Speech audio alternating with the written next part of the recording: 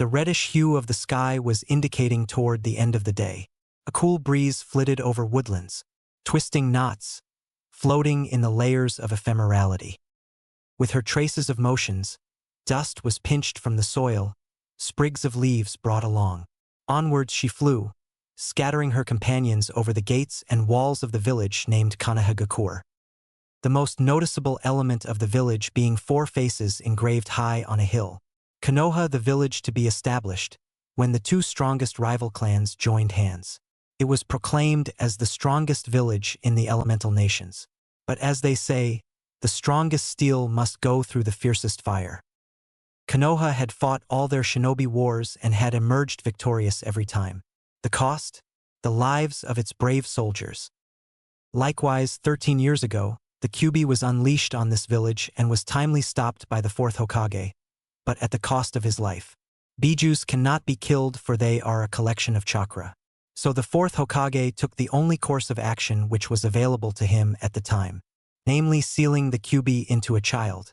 And the child was none other than Naruto, Uzumaki Naruto. Academy. Naruto was very sad. He didn't pass the academy exam, again. This was his 3rd attempt and he failed again. For him, being a ninja was the only way to be recognized. He wants to prove himself, to show everyone that he will be a great shinobi. The young boy clenched his fist. He remembered their eyes, those whispers, that scorn. He could endure that all, but what he couldn't withstand was their ignorance, their complete obliviousness to his presence, as if he wasn't there at all. That was the worst part. The lack of recognition of his existence was something he could never tolerate. It indicated towards the inconsiderate personality of the citizens of Konoha. To the outsiders, Konoha was a very welcoming and caring village, but to Naruto, they were the worst people he had met in his short life, and he was very sick of it. Gritting his teeth, Naruto tried to take a deep breath. "Just wait. I will prove to them that I will be the greatest ninja," Naruto muttered while holding back the pain of his current failure. To graduate from the academy, a prospective genin must be able to get a minimum grade in the written test and practical exam. In the written test, Naruto got a standard score. In the practical exam, the academy tests the prospective genin on their shuriken skills, henge, and bunshin no jutsu. He always failed at the bunshin exam. He constantly tried as hard as possible but never managed to make a successful bunshin, but he was never successful. He did not understand why he always failed in that particular jutsu. "Why can't I still use that damn jutsu?" Naruto grumbled while thinking back to his failure in making a bunshin. Even after all those hours of hard work and practice, he still failed at making a fully healthy bunshin. What he produced was a dead-looking, lifeless bunshin. Very few others would know that this failure would be the first step toward achieving his dream. "Hey Naruto," said someone wearing a Chunin vest with a bandana over his head, approaching the blonde-haired boy who was sitting on the swing facing the academy. "Mizuki-sensei," Naruto said in surprise as he jumped off the swing and stood on the ground facing Mizuki. "Naruto, please don't hate Iruka. He loves you very much. He knows the cruelty of the shinobi world and he is unable to send out his students to the real world without proper preparations," Mizuki told Naruto. "HRN yes sensei," Naruto grumbled while looking down, unable to stare at his teacher's eyes. This was the reason he missed the mirth in Mizuki's eyes. "But don't worry Naruto, there is actually an extra test for those who don't pass the normal test," exclaimed Mizuki, giving an opportunity for our favorite blonde. He was waiting to see Naruto's reaction. "Huh, is that true, sensei? So can I still be a ninja? Please tell me, what is it, sensei?" Naruto's eyes widened in surprise and he jumped up and down with excitement. "Sure. Don't be so loud Naruto. Keep your voice low," Mizuki whispered, putting his index finger on his lips. "This extra task is quite easy. All you have to do is take the forbidden scroll kept in the Hokage office, learn one jutsu in it, and meet me in the forest at 5 p.m. later," said Mizuki. "All right, sensei," exclaimed Naruto as he ran towards the Hokage office. "This is gonna be smooth," he spoke to himself while rushing off. Unfortunately, Naruto didn't notice Mizuki's grin. "Hokage office. Ijiji," Naruto exclaimed excitedly as he approached Hiruzen Sarutobi. the third Hokage who was sitting on his desk and focused on the bane of all the Kages in front of him, a never-ending pile of paperwork. "Hello, Naruto-kun, how are you, my child?" Hokage said as he looked up at Naruto and smiled. "Oiroke no jutsu," Naruto exclaimed suddenly while turning his hand into a crossed shape. Poof. The smoke parted to show a female Naruto with two long blonde ponytails and certain parts off her body deliberately covered in smoke. Seeing this version of Naruto, Hokage flew backwards with a very strong nosebleed and a blissful smile. "Heh, feel it, GG," Naruto exclaimed, grinning, pointing his finger at the unconscious Hokage. Without wasting time, he immediately searched around the Hokage office for the main reason he came here. "Oh, here it is," Naruto said, taking a large scroll with a red seal on it saying, "Forbidden." Naruto tied it to his back and without wasting any more time, he jumped through the window and ran to the designated place. Naruto was reading the text in the scroll when the first writing caught his attention. Kage Bunshin no Jutsu? He said while tilting his head. "Oh shit, no. Bunshin again. Hopefully this will be different," Naruto grumbled, taking a deep breath, and he started to read. 3 hours later. Everything happened so fast for Naruto. After he mastered Kage Bunshin and he jumped with joy, when suddenly Iruka came and asked him about the reason for why he did what he did. Seeing the opportunity, Mizuki attacked them and threatened to kill Iruka if he interfered with his business. Iruka explained Naruto how he was taken advantage of by Mizuki, and that there was no additional test. After which he told Naruto to flee. Naruto ran and hid behind a tree. Shortly afterwards, Mizuki came and attacked Iruka and finally told the truth why Naruto was hated all this time. Mizuki attacked Naruto in a state of shock and Iruka risked his life to protect him. Seeing the one of the few people who had acknowledged him injured, Naruto lost all restraints and pulled off the technique he had just learnt. He created thousands of clones and kicked Mizuki's ass single-handedly. Iruka then gave his Hideate to Naruto, which marked him as an official genin. In the Hokage office. "So that was it, GG," Naruto said, recounting the incident that had changed his life. I see. Hiruzen let out a tired sigh while putting his cigarette on the table. "I'm sorry, Naruto-kun. "It's not like I didn't want to tell you about the QB, but I wanted you to be a little older. Tonight's events are unfortunate, but what has happened cannot be undone. Since Mizuki had planned everything, you are exempted from punishment for stealing the Forbidden Scroll. But remember, Naruto-kun, a ninja is always on guard. Wherever we are, whatever the time is, we are ninja and should always be on guard," Hiruzen explained while looking at Naruto. "Okay, GG, I understand. I'm sorry for my behavior earlier. I should have been more aware," Naruto said quietly as he looked to the floor. "It's okay, Naruto-kun. All people need experience and you're still young. Your ninja career is still long and I'm sure you will be able to become the strongest ninja eventually, if you always evaluate the mistakes that you ever make," explained Hokage in a soft tone. "Do you want to join me, Naruto-kun? Ichiraku ramen. My treat," said Hiruzen while standing from his desk. Naruto's eyes widened and he shouted, "Okay, GG, you're the best, Databeo," while holding his hand and leading the Hokage to the ramen stand. Hiruzen chuckled and followed him. Next day. Today was the day that Naruto has been waiting for, the day he finally became a ninja. Although genin was the lowest rank, still it counted. Everyone starts their career from the bottom, right? Waking up from his bed, Naruto excitedly ran to the bathroom. A few minutes later, Naruto stood in front of the mirror while staring at himself, wearing an orange shirt with glasses on his head. Yash! Good morning, world. Naruto Uzumaki, the amazing ninja, is here. After closing the door and locking it, Naruto ran towards the academy. The sun had just come up and Konoha was already out of bed. The civilians were beginning their morning rituals, opening up shops and stands. In brief, Konoha was already up and about. Naruto could see masked ninja with animal motifs running fast, jumping from the roof to the roof of the houses. Anbu, Naruto thought as he stared at the figures. At their speed, civilians would see them as moving blurs. However, not Naruto. Why? Because he is awesome, of course. His wide smile decreased slightly after seeing the glaring gaze of the villagers of Konoha. Some even whispered behind him, "Why is the demon still here? I hope the third Hokage immediately chases him out," whispered a food vendor to her customers. Never again. Now I know why they hate me and I understand. Just wait, everyone. I will change your views by becoming the strongest ninja ever. Naruto murmured while speeding towards the academy. Minus 15 minutes later, academy. Konoha is a hidden village that is not very militaristic, unlike Kumogakure and Iwagakure. This is indicated by the number of ordinary citizens/civilians, which is more than the number of ninja. But that didn't mean Konoha is weak. No. The will of fire concept derived from the first Hokage helped Konoha arise as the winner of the 3 previous shinobi wars.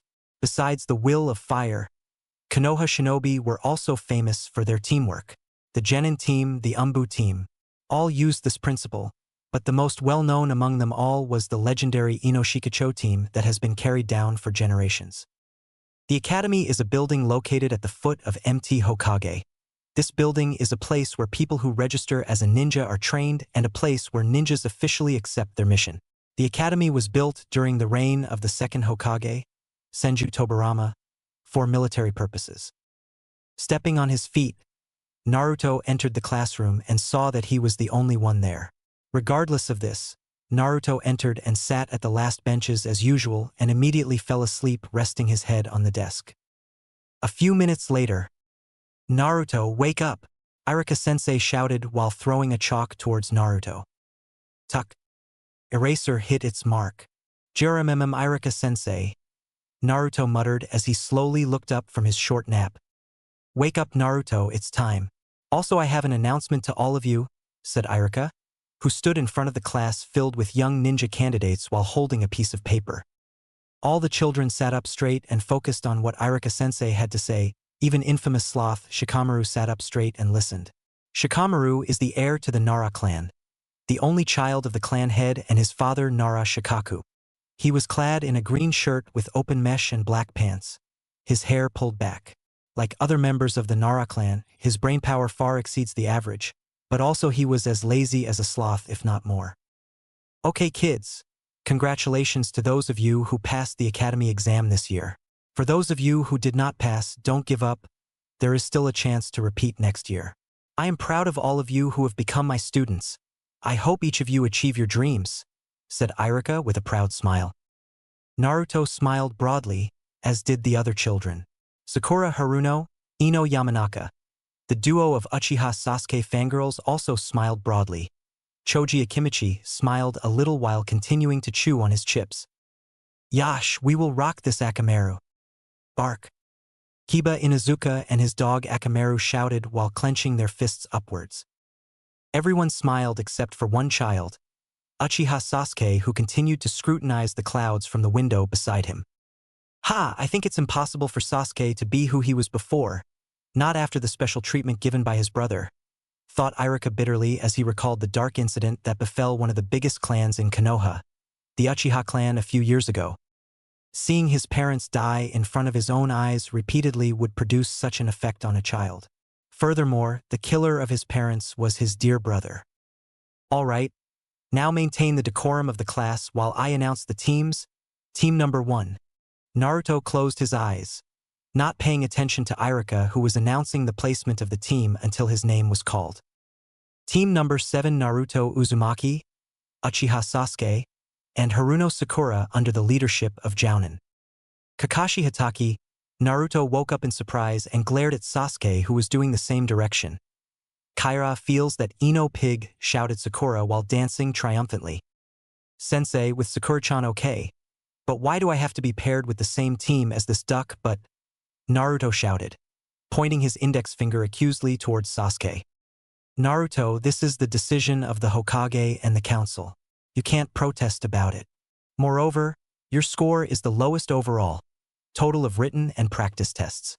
Sakura is the top kunoichi of the year and Sasuke is rookie of the year. This has become part of tradition for the dead last to be paired with a team, the rookie of the year and top kunoichi, explained Irika. All right, Irika-sensei, Naruto said weakly with resigned tone. Let me continue. Team 8, Shino Aburame, Kiba Inuzuka, and Hinata Hyuga under the leadership of Jounin Kurenai Yuhi. Because Team 9 is still in rotation last year, Team 10 will be Ino Yamanaka, Nara Shikamaru, and Choji Akimichi. There were moans, protests, toss, and crispy chews. You guys wait here until your Jounin-sensei arrives. Good luck. Irika then collected the papers and left the classroom. A few minutes later, one by one, the Jounin-senseis arrived and picked up their genin team, leaving only team number 7 who was still waiting in the class. -1 hour later. Arg. Where is our sensei? Did he forget about us or what? Naruto shouted as he ruffled his hair. Maybe he's busy with something? Sakura answered quietly. Sasuke just snorted. The fact is that all members of Team 7 are also annoyed by the behavior of their supposed sensei. Hee, I will make him pay, Naruto chuckled. He then closed the door, tied the eraser board with a rope, fastened the eraser board between the top doors, and connected the rope with 2 small black wall paints placed above the door. Even I don't know where he got all those. Naruto, don't do that, we'll be yelled at later, exclaimed Sakura angrily. Sasuke just shrugged. Truth to be told, he also wanted his sensei to pay. Hee, just calm down, Sakura-chan. This is the punishment for being late. How can our sensei be Jounin if he is not disciplined? It doesn't make much sense, Naruto said, walking back to his seat. -2 hours later. Arag, if he won't come in 5 minutes, I will report it to GG, Naruto shouted in frustration. Suddenly the door opened and a man wearing a Jounin vest with a mask peeped in through the door. Accidentally he opened the door, which automatically activated the trap. Slurp. Silence. My first opinion of you all. Bad. Puff Kakashi said as he disappeared into the smoke. The 3 children laughed strongly, as Naruto was head over heels on the floor. Even Sasuke gave a small smile. So are you done? Asked someone from behind them. What? Said the 3 children simultaneously while looking back. Rule number 026. The ninja must always be aware of the conditions around him. Meet me on the roof, said Kakashi before Shunshinji. Cool. Real ninja is really cool and terrible, thought Naruto, who was walking to the roof while remembering how his sensei suddenly appeared behind them without any of them noticing. On the roof. After all gathered on the roof with Naruto sitting on the right side, Sakura in the middle and Sasuke left. In front of them was their Jounin sensei, Kakashi. He began to speak. Who made the paint trap? Anumi. Sensei Naruto answered nervously. Kakashi looked at him for a few seconds, which made the silence more intense. Naruto gulped. Kakashi said, a good trick, but next time replace the rope with a wire for a faster reaction and do not need to use a board eraser. Just tie the wire to the door handle inside and connect to the paint above. With this, the opponent will not see any wire or paint from outside. Pin drop silence for a few seconds. Then, awesome. That's very good, sensei. Thank you for the suggestion, Naruto said, smiling broadly. Looks like our sensei isn't that bad, Sakura thought with a small smile. Sasuke said nothing for a few seconds, but then he raised a questioning hand. Sensei, how did you, who were hit by a wall paint, disappear in a cloud of smoke and suddenly be behind us? The 2 teammates also nodded in agreement. Simple, me that was hit by the paint was a Kage Bunshin and the jutsu I used is Shunshin. Maybe I'll teach you later, Kakashi said, relaxed while reading an orange-covered book titled Aika Aika. All right, my little genin, before we start being a team, there are things you should know. Skip the introduction. We will do a genin test at the training ground number 7, tomorrow at 8 a.m. Oh, and don't try to have a breakfast because you'll get puke. Jane. Genin test? Didn't we graduate from the academy? Naruto asked in surprise while looking at his teammates. Whatever Kakashi-sensei says must be true. It means we will face another test, Sakura answered, while looking at Sasuke, who said nothing. Ano guys, do you want to have lunch with me at Ichiraku? Invite Naruto. No, thank you, Naruto, said Sakura, who was still looking at Sasuke. Go alone, Dobe, answered Sasuke while turning toward the house and putting his hands in his pocket. Sakura followed him. Damn you, Sasuke team, Naruto shouted. What to do? I still have a few hours until sunset. Maybe I'll go to Ichiraku and practice somewhere later, Naruto thought, nodding. He then ran to Ichiraku while shouting, "Ramen, I'm coming." A few minutes later at the training ground 7. Tahu kage bunsin no jutsu. Puffs. Hundreds of orange clones suddenly appeared at the training ground, which, in fact, was only a large grassy area. Alright, half of you split up and fight each other. The winner will get Ichiraku free coupons. This is side A, Naruto, while pointing at the hundreds of clones to his right. This side B, he points to the rest on his left. Ready? Start. Original Naruto then sat under a tree while watching the clones fighting. Puffs. One clone disperse in a cloud of smoke and Naruto suddenly gets a memory that he was hit on the right cheek. What the hell is that, thought Naruto, shocked while holding his right cheek, which incidentally didn't hurt at all. Could it be the memory of the dead clone will return to the original? Naruto thought seriously. Unlike what the Konoha villagers thought, Naruto was not an idiot.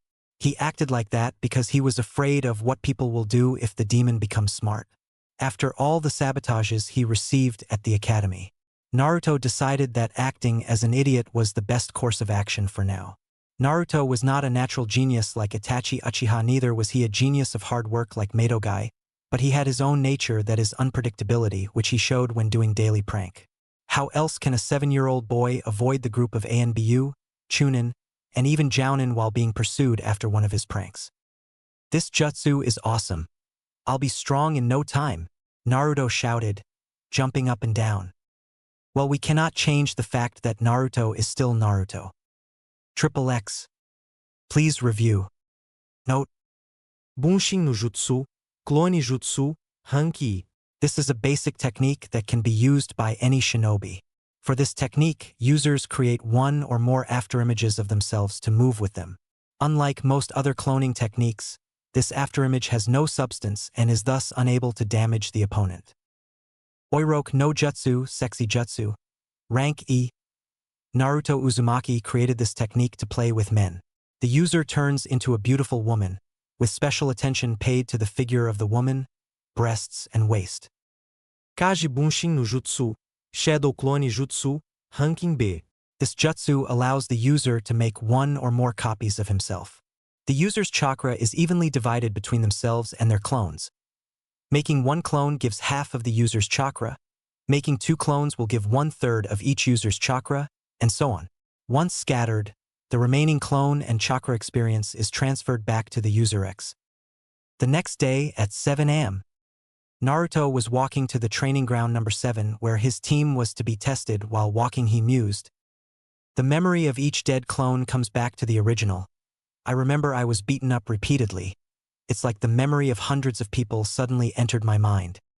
Naruto had immediately collapsed for several hours after dispersing hundreds of clones at once, which resulted in him sleeping at the training ground last night. The normal human brain is not strong enough to hold hundreds of memories that suddenly enter. It can aggravate the nervous system where the brain processes information. If an overdose of memories came in, like in the case of Naruto, it can cause insanity and even death. Fortunately, he was not normal. With the Uzumaki gene, the advantage of being a ninja who has an active chakra system, strengthening his entire body including nerve cells more immune and stronger than ordinary humans/civilians, as well as having a tailed beast sealed into his guts. After waking up, Naruto realized how his condition gave him advantages over normal shinobis. The blonde, after cleaning up, headed straight to his favorite breakfast spot, Ichiraku. And now, after having his fill, he walked to the designated place.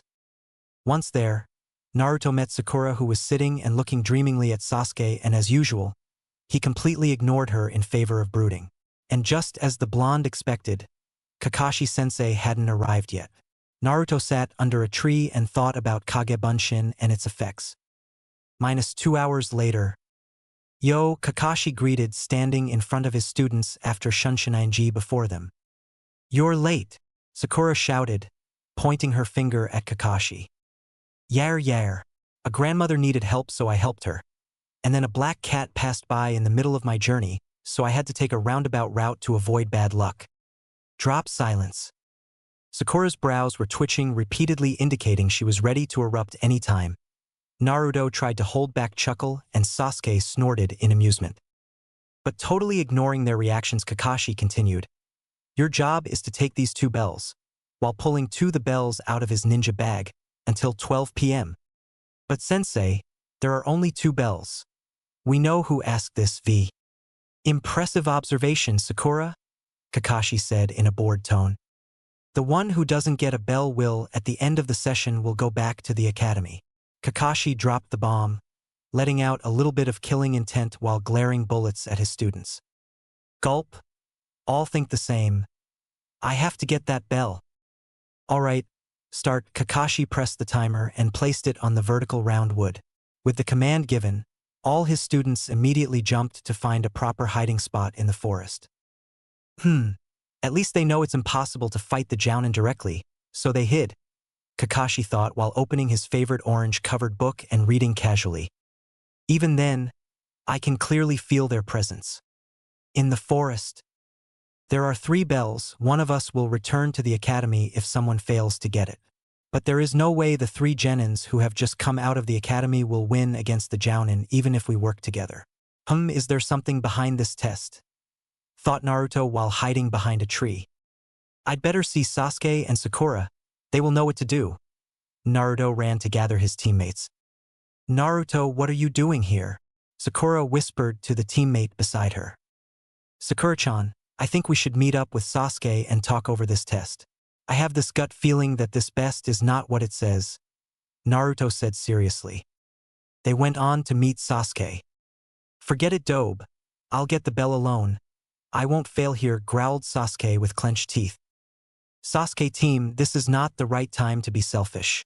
Do you think we 3 fresh Genins from the academy can win against a seasoned Jounin? Naruto nearly screamed. No. I think Baka is right, Sasuke-kun. Every Genin team always consists of 3 Genins and 1 Jounin. There is no Genin team that are less than 4 members in total. I think you have also observed this, right? Said Sakura while looking at Sasuke. Then this test has another purposes. Silence greeted the gathered young Genin hopefuls for a few minutes while they mulled over this new observation. Teamwork, of course, Sakura said with wide eyes. Konoha is famous for their teamwork, and also, as you said, Naruto, there is no way the 3 Genins who have just come out of the academy can win against the Jounin, explained Sakura, who was now facing both of her teammates. They both nodded and grinned at each other. So this is the plan. Ho, it seems like they understand the purpose of this test. Let's see if they are different from the previous teams. Kakashi said while turning the pages of the book.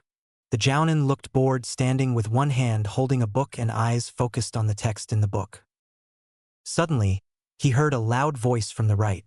Without turning, his head bent forward, the result of his action being several shurikens past the space he earlier occupied. Kagebunshin no Jutsu, dozens of orange clones filled the field and tried to beat Kakashi. The keyword tried because the Jounin was lazily avoiding, jumping, hitting, and kicking clones with no difficulty at all. Katan. Gukaku no Jutsu. A large fireball was released towards Kakashi with the intention to burn the masked ninja into ashes. C-rank Jutsu. Fresh Genin from the academy shouldn't have enough chakra to do this. Well, we're talking about an Uchiha here, so it's possible, I guess, thought Kakashi, surprised. Puffs, puffs, puffs. Fireball burnt all the clones in its path. After a few seconds, when the smoke receded, the green Genins could see a burnt log in Kakashi's place. Kawarimi no Jutsu, Naruto whispered from his hiding place. That's right. I admit that you guys are pretty good, but it's not enough to pass this test, Kakashi whispered suddenly from behind the blonde. Naruto's eyes widened, but before he could turn his head, Konoha's secret jutsu, 1,000 years of death. Kakashi's hand stuck on Naruto's certain place and made him fly. Shouted the blonde voice, scaring the entirety of Konoha. Baka/Dobe, thought Sakura and Sasuke together. Kakashi shunshined to the middle of the training ground and returned his attention to the book as before. Just as he opened the book, a loud voice from behind made him look in the said direction. He saw dozens of kunai hurling towards him. Taking one kunai from his pouch, he blocked dozens of kunai while his other hand firmly held on to the orange-covered book. Clang, clang, clang. With amazing precision, Kakashi managed to block all the kunai and make them stick to the ground. Before he could relax, He heard the sound of JSST, and upon closer inspection of the dozens of kunai he had deflected, his eyes widened.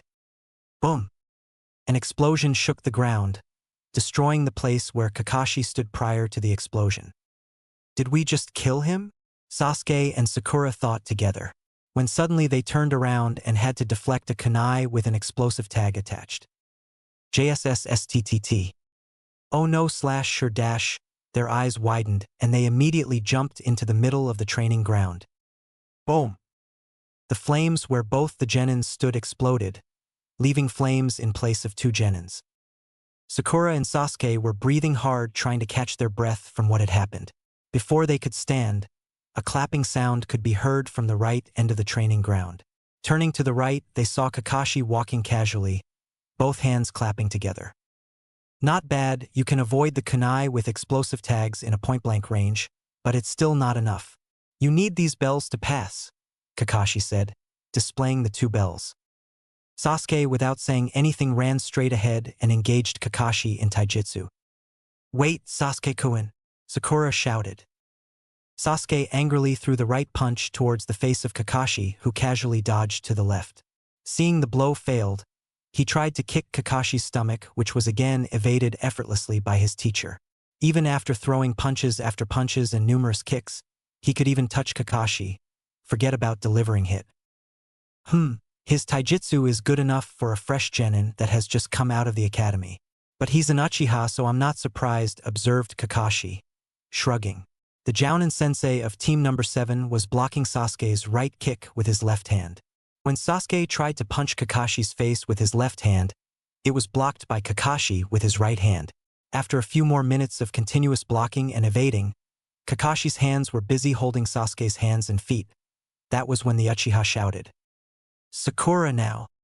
Dozens of kunai came from the left of Kakashi, but before he could react, he heard the sound of Kage Bunshin no Jutsu.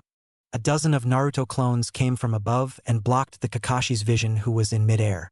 Sasuke and Sakura threw their remaining kunais, shurikens, and explosive tags they had towards Kakashi, who was still busy with the clones.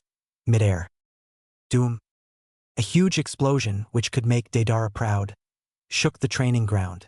Even though the explosion was several meters above the ground, the impact was felt in the entire field. Ha ha ha! Sasuke was breathing hard, trying to recuperate after an intense taijutsu session with his sensei. Oops, that was dangerous, said Kakashi, wiping the sweat from his forehead. They used Sasuke to engage me in a taijutsu spar so that I was forced to focus only on Sasuke. Sakura used the opportunity to launch her weapons and Naruto used his clone as a tank and kept me busy so that they both could finish me with dozens of explosive tags. Amazing. They have potential, thought Kakashi, smiling. Kring. The loud shrill ring of the alarm made all the three genins look in the direction.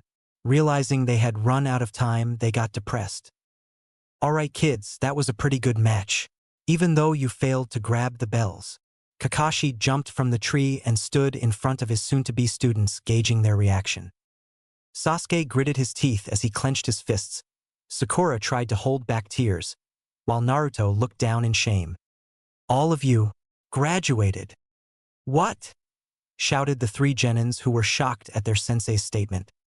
Giving them an eye smile, Kakashi said, going into lecture mode. The purpose of this test was to see if you people could collaborate your efforts with each other in order to achieve your goal.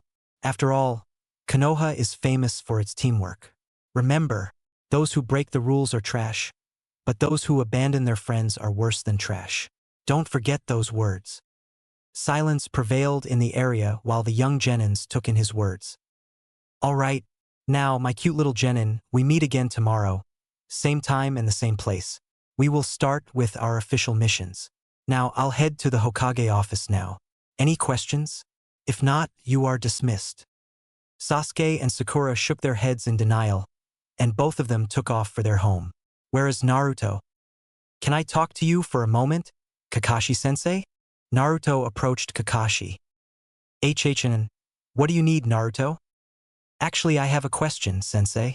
Does Kage Bunshin have any other function besides making clones that are identical to the user? Kage Bunshin, It seems you already realized it, Naruto. After making a lot of clones yesterday and I made them fight with each other. I remember the cause of the clone's death, as if I had died, Kakashi-sensei. Is it possible that the memory of the dead clone gets transmitted to the original, namely me? Kakashi only gave an eye smile, making Naruto, who was scratching the back of his head, embarrassed. You would have been so proud, Minato-sensei, Kushina-sama. Naruto has become the shinobi that you both wanted him to be. He came to a conclusion about the jutsu within a week that most shinobi take years to, Kakashi thought proudly. Remember Naruto, Kage Bunshin no Jutsu is not called B-rank Genjutsu for no reason. Sudden memory input from a disappeared Bunshin will make the original experience situations like sudden shocks. Even though you have a lot of chakra, always limit the use of clones to 500 because your brain will not be able to withstand more input than that, Kakashi lectured. Naruto nodded. I see, thank you, sensei. Actually, I also have another request. Can you train me, sensei? I realize that my shinobi skills are still lacking compared to Sasuke team. I only know the basic taijutsu that was taught in the academy, and as for ninjutsu, just the 3 basic jutsus. Please, Kakashi-sensei, Naruto pleaded, holding his hands together, asking Kakashi with wide eyes. Sasuke, I'm sorry, Naruto, but I'm busy now. I have an appointment with Hokage-sama. I need to go. Naruto looked down at the ground, fidgeting. But I can recommend you to my friend who might want to teach you what you need. Really, sensei? Thank you, Kakashi-sensei. You are the best teacher. Naruto looked up in surprise and cried in happiness. Sure. Waving his hand, Kakashi handed a piece of paper to his student. Give it to my friend and he will know what he needs to do. Who is he and where can I find him, sensei? Naruto asked, accepting the paper from Kakashi. Shinobi Protocol number 089. Shinobi must be able to find information according to the circumstances, said Kakashi, raising his finger, professor style. Okay, Kakashi-sensei, Naruto grumbled. All right, see ya. Kakashi disappeared via Shanshin. In the training ground #9. Yash, let your flames of youth burn brightly, my genins, shouted a man in a jounin vest. This person had a tall and well-muscled body. He was fair-skinned with a strong jawline, a somewhat large nose and black hair. His most noticeable feature being his shiny bowl-style haircut and thick eyebrows. He wore a green jumpsuit, orange striped leg warmers, and the standard Konoha. His red forehead protector was tied around his waist like a belt. He was none other than Mato Gai, the most famous taijutsu expert of Konoha. Sensei, can we take a short break? Asked a young kunoichi who had her black hair tied into 2 Chinese-style buns. She had dark brown eyes with short fringe bangs framing her face. This is what Naruto witnessed when he came to training ground number 9 after asking people around with the henge to be someone else, of course. Who would want to show the way to the demon brat? Naruto thought bitterly. Dispersing his dark thoughts, Naruto walked towards the tallest person around who looked like a jounin and asked, Are you someone named Guy? Guy paused and looked at the place where the sound came from. Just as Naruto blinked, Guy was in front of him. Yash, what can I do to help you, young man? Guy shouted, giving a very strong reason for Naruto to cover his ears. Whoa, he is very fast, Naruto thought in surprise. Ano Gai-san, I was told by my sensei to give you this, the Kyuubi Jinchuriki said, handing over the paper from Kakashi. Guy took it with a unique grace and read it for a moment. After a few seconds, his eyebrows twitched and he smiled broadly. Yash, my rival has asked me to help him with training his students. This proves I am better than you, my rival, Guy shouted to no one in particular. The sudden outburst shocked Naruto, who fell on his ass. Is this really the person who will train me? Naruto thought, sweating in anticipation. So, what is your name, young boy? Guy asked in a normal tone this time. After grabbing Guy's hand, Naruto helped himself to get up, dusted the dirt off his body and answered, Uzumaki Naruto. All right, young Naruto, to start, can you show me your taijutsu style? Naruto then did a kata that had been drilled into his head for a long time in the academy. Blow, kick, run, jump, all done exactly how the instructors in the academy asked him to. What the hell is with this style? This failure is even worse than Lee, said a boy of Naruto's age with long hair and pale eyes. He was wearing bandages on his hand and his legs. He came and stood beside Guy. Naruto, who was doing his kata, heard his comment and felt insulted. He stopped, immediately shouted, pointing at him with his index finger. Hey, this is my style, Databeo. Who the heck are you to criticize me? His name is Hyuga Niji. Pardon him for inconsiderate behavior. By the way, I am Rock Lee. Nice to meet you, Naruto-kun, said the boy, who was wearing tight green spandex with thick eyebrows and bowl-cut hair, bowing towards Naruto. He had also appeared beside Niji. God, are there two of them? He's like a mini guy, Naruto thought in disbelief. Since both of my teammates have introduced themselves to you, it makes sense for me to do the same. I'm Tenten, a pleasure to make your acquaintance, said the girl, now known as Tenten, with two panda buns he had observed earlier. Hello, Tenten, Naruto replied, waving at her. She's the only normal person in this team, Naruto thought, sweat dropping. Guy then walked towards Naruto after observing his style for enough information. Forgive Niji, Naruto-kun, he has a personal problem, Niji snorts. Although his words were too harsh. Forgive me, but he is right. Your taijutsu style has many loopholes that can be exploited easily by your enemy. It's as if your teacher intentionally taught this style to you, Guy said seriously. Of course, like all the jounin in the village, Guy already knew who this child was, the human sacrifice or the Jinchuriki, containing the Kyuubi in his guts. This knowledge was not a taboo for ninja in the superior ranks. How dare the teachers teach him a damaged version of the standard academic style, mused Guy, looking at Naruto, who was looking down. Feeling a hand on his shoulder, Naruto looked up. But don't worry, I, Mato Guy, won't let your youth spirit get damaged, Guy shouted, showing his sparkling teeth and giving Naruto a thumbs up. Guy-sensei, Naruto muttered softly while looking at the other members of Team Number 9. Rock Lee copied his sensei, giving Naruto the same nice guy pose. Tenten smiled slightly, while Niji only looked away and snorted. Okay, Naruto-kun, since the sun has almost set, would you like to train with us? We will be doing the closing exercises right now. Of course, Naruto said excitedly. They are good people. I will not let down my precious people, Naruto thought, with a fire of determination burning bright in his eyes. Though he did not know how much he would regret this decision for the rest of his life. Yash, to finish our training today, let's take a short jog around Konoha. 20 times. Wait. They will be jogging around Konoha 20 times to finish training? How do they start their day? That's as for later, but right now, this exercise is gonna kill me, thought Naruto while listening to the cries of Team Number 9 members. Hi guys, sensei. Triple X. Give your thoughts in the comments. Note. Remember guys, I copied all of the explanation of jutsus and most of the explanation of appearance characters in this story from Naruto Fandom Wiki. I do it because I'm not good at design. Kinjutsu, Japanese term used to signify a jutsu as forbidden. Taijutsu, Japanese term for hand-to-hand combat. Ninjutsu, Japanese term for a fight using a jutsus formed from the chakra, usually using a hand seal to help make the right shape. Ange, transformation technique, ranqueux. This technique is usually used to change into someone other than yourself, also to turn into animals, plants, and even inanimate objects such as weapons. It also provides many advantages for its users. The transformation from a skilled shinobi will be exactly like the original form. Konoha's secret jutsu, 1,000 Years of Pain. Ranke. The user tightly clasps their hands together and extends their middle and index fingers, resembling the tiger seal. Using the full weight of their body, the user thrusts these 4 fingers between the target's buttocks. Despite the technique's dramatic name, it is not actually harmful.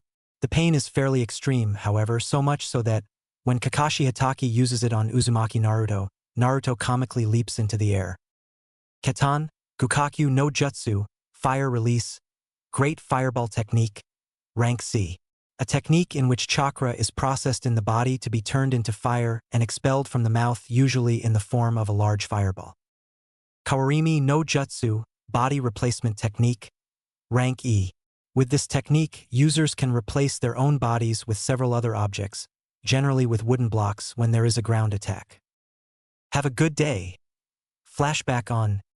After training with Guy's team, Naruto stayed back till late night to complete his laps. While the others had gone home after completing their share of laps, Naruto had just reached about 3/4 of the way. I cannot believe how weak I am. Even that Tenten girl is stronger than me, Naruto mused. After finishing his training, he wanted to go home. But as luck, or as some people call it, fate would have it, he ran into Tenten. Tenten, what are you doing here? Naruto asked, somewhat surprised. Hey Naruto, actually I want to ask something. Are you interested in shopping? Invited Tenten while looking expectantly at Naruto. Sure. But I have never done it before, so. Naruto was not allowed to speak more because Tenten was already dragging him by his right hand. Shoo! Shut up, Naruto. I am going to redo your whole wardrobe. I can't have a friend running around as a fashion disaster. Do you know how painful your bright orange clothes are to everyone's eyes? What kind of ninja wears brilliant colored clothes? You need to be subtler. By the way, what else do you have at home? I mean, you have something other than this monstrosity to wear, right? Tenten almost growled while continuing to drag Naruto. Hee, I'm sorry, but these are the only clothes I can afford, replied an embarrassed Naruto, rubbing his hair with his free hand. The only clothes he can afford? Tenten was surprised. I have no idea what happened to you, Naruto. Nevertheless, as a friend, I wouldn't force you to tell me if you are not ready yet. But I also cannot, in any moral sense, let you continue the way you have been living. These clothes can get you killed in a real mission, answered Tenten, trying to clear the air. But nearing the end, she could not help herself but show concern about her only friend who wasn't a weirdo. Sure, Naruto gave her the thumbs-up pose, but inside he was thinking about what would happen once they reached their destination. I hope she isn't thrown out of wherever she is taking me. They won't think of me as a QB. Here we are, Tenten exclaimed. Naruto couldn't help but stare in awe at the store. In front of them was a weapon shop with a golden dragon's pattern on the roof with various pictures of shuriken and kunai on each side. The top said, "The Dragon's Leaf Weapon." Wow! Naruto exclaimed as he looked at the store in front of him. Isn't this amazing? Hehe, let's go in, Tenten said while dragging Naruto again, involuntarily this time. Flashback off. It turned out that the Dragon's Leaf Weapon shop was owned by Tenten and her father. They offered the blonde various offers as they did to any other ordinary Konoha ninja. Of course, Totai, Tenten's father, knew about the blonde's condition, but he didn't judge Naruto based on rumors. As long as the blonde didn't do any mischief and was good to his daughter, Totai was okay with the blonde's presence. Since Naruto was new to shopping and did not know about it, basically was as clueless as a monkey in water, he bought whatever Tenten handed him after choosing the right apparel for him, and he was not disappointed. His self-reflection was interrupted by the yells of his teammates. Naruto, is that you? Sakura shouts in disbelief at the blonde in front of her, as if she just saw a ghost. Yo, Sakura and Sasuke team, said Naruto, holding up his hand. You look different, Sakura muttered. She kept checking him out with wide eyes and soft blush. Not that she would admit it to anyone. Sasuke replied, his eyes glancing at Naruto for a fraction of a second before going back to the broody state. It turned out he was already in the training ground number 7. Naruto went on and sat in his favorite spot under a tree. Is something bothering you, Naruto? You seem a lot quieter than usual. Is there a problem? Sakura asked the blonde. Sasuke was also interested in facing Naruto now. Ha! Oh, it's nothing, Sakura. I was thinking about yesterday's training. Naruto half-lied. Of course, it was no entirely a lie. The blonde was thinking about the effect of his training yesterday, which made him wake up at 5. Not at the usual time for Kyubi Jinchuriki, who always got up at 4 a.m. Maybe this is another side effect of such a heavy training with team number 9, Naruto speculated. His Uzumaki genes had many benefits, one which was less requirement of sleep. A normal person should have at least 6-8 hours of sleep every night, but an Uzumaki like him needed only 4. Well, having the greatest bijou sealed in his guts also contributed to that. Hence why a 4-hour sleep was enough for the blonde. No matter how tired and exhausted he was, with a little rest Naruto always felt refreshed when he woke up. Last night's sleep took an hour longer, which signified the heavy training with Team Number 9 had taken a lot more of him than he had anticipated. But if this is what is needed to be strong, then I will sacrifice my blood, sweat, time, and money to achieve it, muttered Naruto. But is it possible to make Kage Bunshin a tool to help my training? Naruto was thinking about the incident when he collapsed last night after dispersing hundreds of his clones at once. Input information entered suddenly to his brain made him black out. But what if the incoming information was not all at once, but little by little? Naruto's eyes widened and he jumped in excitement, shouting, "I found the answer, Databeo." Huh? Answer to what exactly, Naruto? Sakura asked, seeing Naruto suddenly jump and shout out to no one in particular. Naruto isn't too bad after all, Sakura thought, after everything he did at the academy.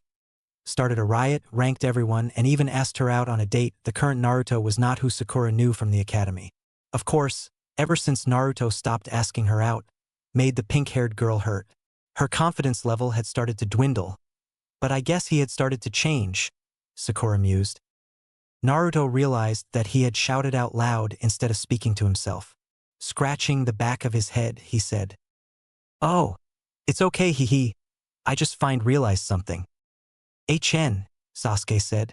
"Dobe has changed," thought Sasuke, looking at Naruto, who back to thinking about whatever he was. He's not like the Naruto we knew in the academy. -1 hour later. Yo! Kakashi appeared, greeting his students. This time no one shouted at Kakashi for his tardiness. Well, I had prepared a good story today, Kakashi thought with a sweat drop. Okay, my cute little genin. Starting today we are officially instated as Team Number 7. We will assemble here every day, same time. In the mornings we are going to accept missions and try to finish them by noon. Then we will take a short break for lunch, after which we will take missions. Are there any questions before we go to the Hokage office to get our first mission? Kakashi asked wearily. No, sensei. All right, let's get started. And Team Number 7 was off to save the world. -10 minutes later, Hokage office. Sarutobi Hiruzen could be seen sitting behind his desk with both hands holding some papers.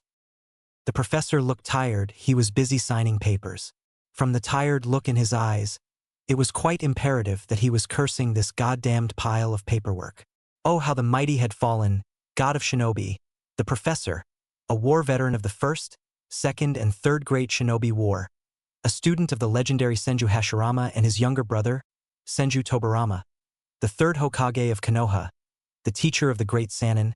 Despite being hailed in the world by these monikers, he was defeated by the bane of all Kages, paperwork. As an old man who sat for hours in the office evaluating paper after paper, starting from mission reports, village finances in and out, development requests, and so forth, Hiruzen's life had come to a standstill. All the adventures he had in life were a stark reminder of how life changes with time. Tuk tuk tuk. A rapt knock at the door brought the old Hokage out of his musings. Enter. The door cracked open and he saw Team Number 7 enter. Hokage smiled seeing Naruto. Finally, he looks like a real shinobi, Hokage thought as he saw Naruto's new outfit. Hokage-sama, Team Number 7 reporting for a mission, said Kakashi with his students beside him. Ah, Team Number 7, here is a list of missions for you. Clean Inuzuka's kennels, paint the walls of Mamoru-san. Oh, and it seems Tora has escaped. Again, Hokage said, going through the papers in his hand. He saw the reactions of the genin in front of him and could not help laughing. This never got old. Sasuke, Sakura, and Naruto gawked in surprise. What is with these missions, Gigi? Naruto shouted, pointing to the Hokage. Shu Naruto, address Hokage-sama the proper respect for the position, exclaimed Sakura. Even though I agree, I don't mean to disrespect you, Hokage-sama. But what kind of missions are these? We shinobi are going to do civilian chores. Shinobi career begin with the rank of genin, and genin need to do D-rank missions which involves work in the village, so that you don't need to leave the village and the potential risk of encountering shinobi from other villages is minimal, explained Kakashi with a bored expression. The Hokage nodded in agreement and asked, "So Kakashi, which mission do you prefer to undertake?" "We would like to accept the mission from Mamoru-san, that is painting the walls, Hokage-sama," Kakashi said while looking at his students who had a look of defeat on their faces. Mamoru-san's house. Using Kagebunshin to speed up the work done, impressive. Naruto, you already know it, thought Kakashi, who was casually sitting on one of the walls, watching over his students doing their share of work. Dozens of blonde teenagers wearing the same gray t-shirt could be seen painting. Some were painting the right part of the wall, some left. A few were hanging upside down and painting the upper parts of the wall, while the rest covered the untouched areas. Kakashi turned slightly to glance at his other two students, Sasuke and Sakura, doing the same thing at a slower rate. -10 minutes later. Finally it's finished? Naruto sighed in relief as he looked over the entire building, which was coated in fresh paint. One by one the clones began to disappear with puffs of smoke. Puff, puff, puff. "Good job, Naruto," Kakashi said, jumping from the wall, and gave Naruto a smile. He looked to the right to see Sasuke and Sakura clad with sweat, their clothes clinging to their bodies. He then turned back to Naruto, who was busy marveling at his work, scratching his head. And he doesn't even look tired. In addition to that, he already understands the real reason Tajuukage Bunshin Jutsu is in Kinjutsu. Minato-sensei, your Sony's going to become a nightmare for others. I hope I don't get into his bad side, thought Kakashi with a single drop of sweat rolling down his spine.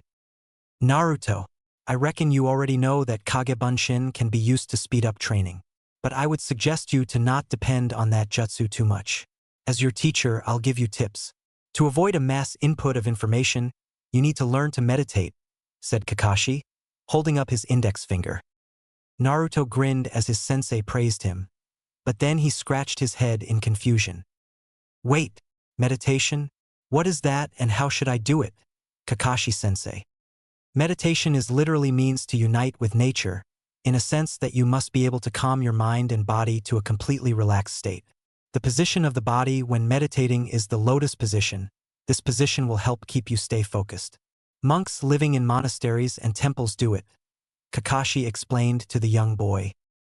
Naruto nodded his head in understanding and thanked his sensei for the advice he gave.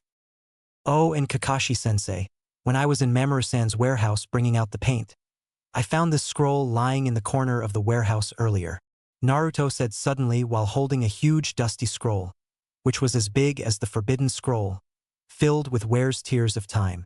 Kakashi, who was equally surprised with this sudden development, took it with raised eyebrows. Scroll of this size? Let me see it. As Kakashi unrolled it, his eyebrows raised even further. As you can see, sensei, the scroll is empty, said Naruto, looking at Kakashi, who was glaring daggers at the scroll as if by doing that the scroll would reveal its contents. When you held it for the first time, this scroll glowed, right? Kakashi asked. Seeing Naruto nod his head in agreement, Kakashi went back to racking his brains about where had he seen that sign before. Fuin Jutsu, Naruto heard Kakashi's murmur. Naruto, dab your blood on the scroll and let's see what will happen. Naruto, without giving it much thought, did so. He believed his sensei would never ask something irrational. He pulled out a kunai and sliced the tip of his thumb. He then took the scroll from Kakashi.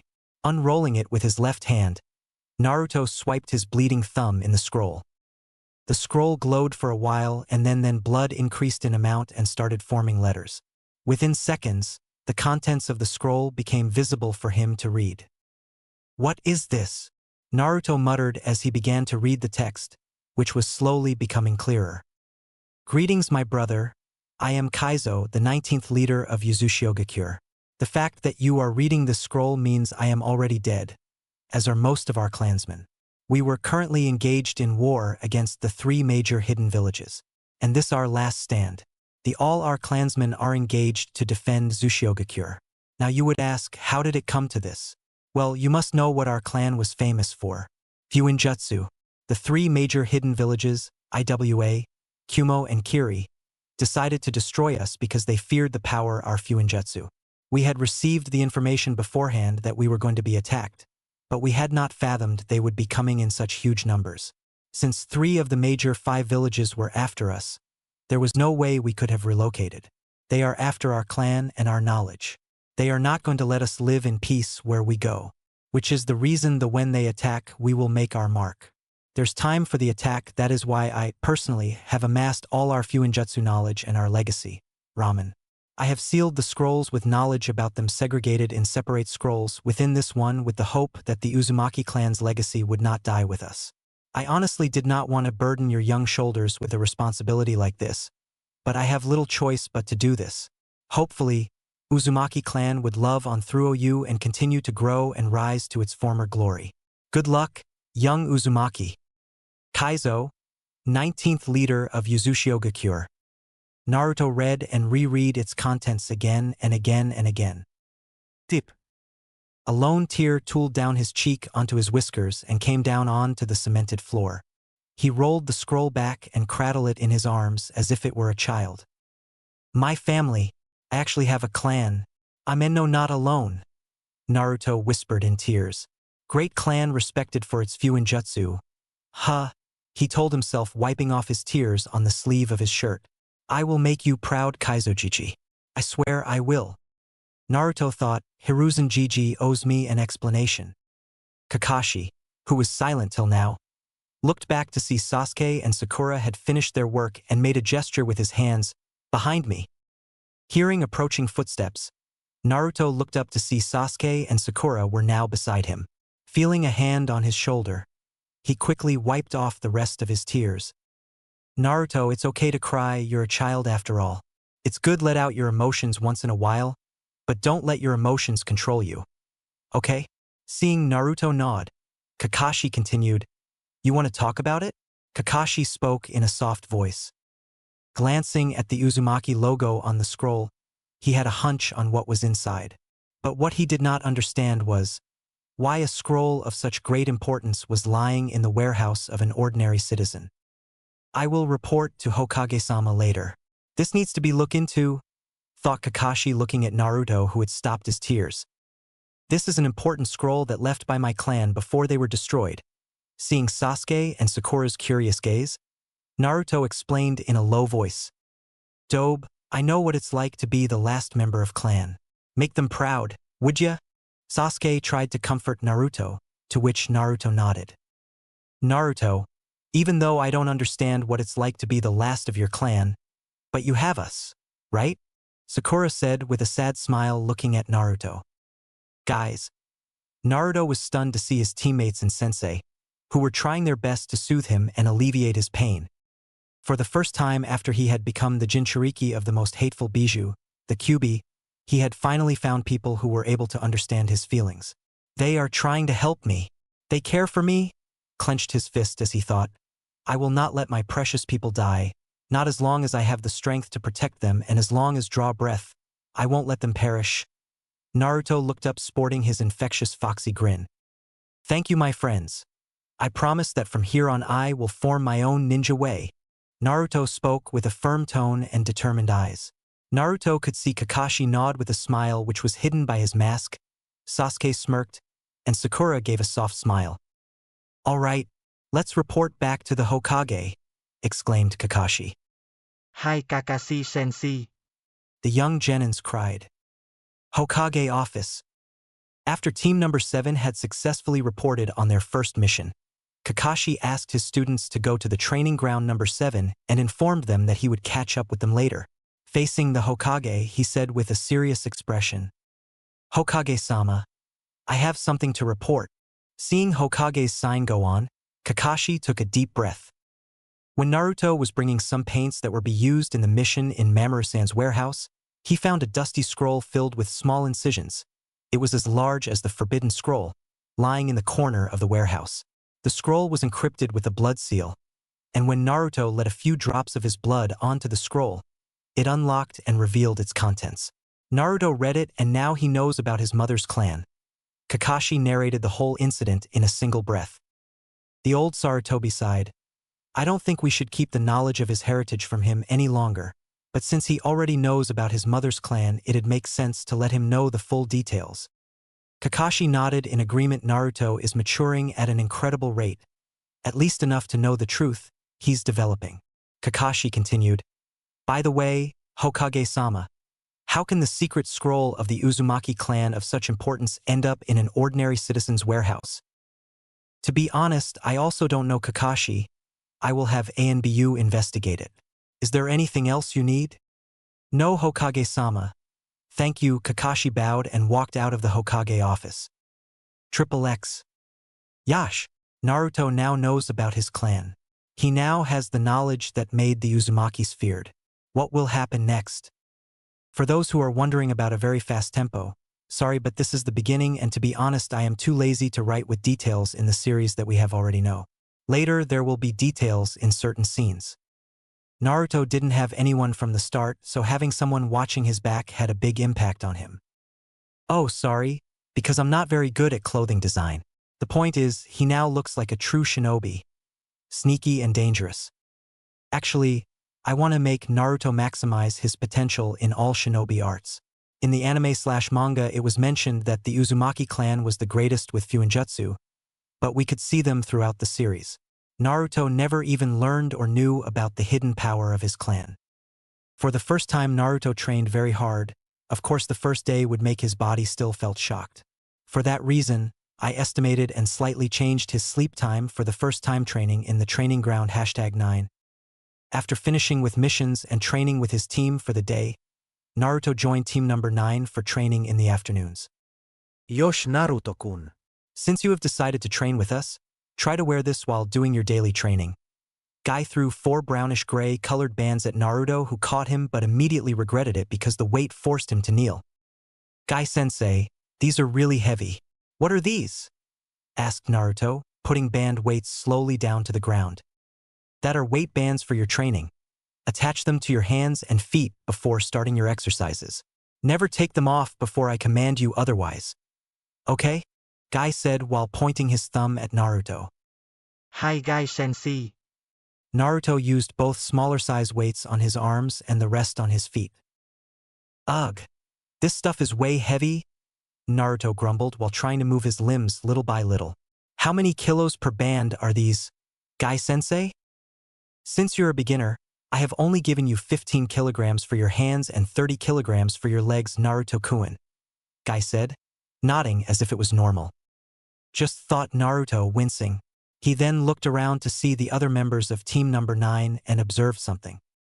Guy-sensei, why only you, Rock Lee, and I are using this? While pointing to his weight bands, why don't Niji and Tenten use it?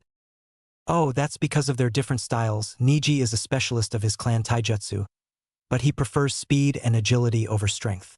While Tenten is more focused on Bukijutsu, plus she says she doesn't want to be a muscular girl. I gave it to you because I believe your body will be able to withstand this burden. Would you accept it, Naruto? Asked Guy seriously. Naruto excitedly nodded. I will give my best, Guy-sensei. Yash, now to start with your warm-up. First get used to your new weights, and then start with 20 laps around this training ground, 50 push-ups, 50 sit-ups, and 10 pull-ups. Lee, you and I will do our routine. Tenten and Niji get warmed up lightly by circling Konoha 20 times. Are you ready?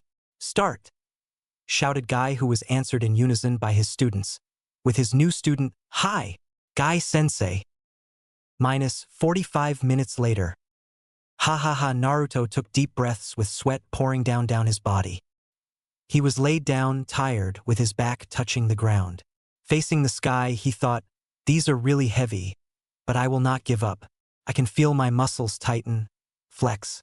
I can feel them become stronger. Closing his eyes, he thought of those who were precious to him.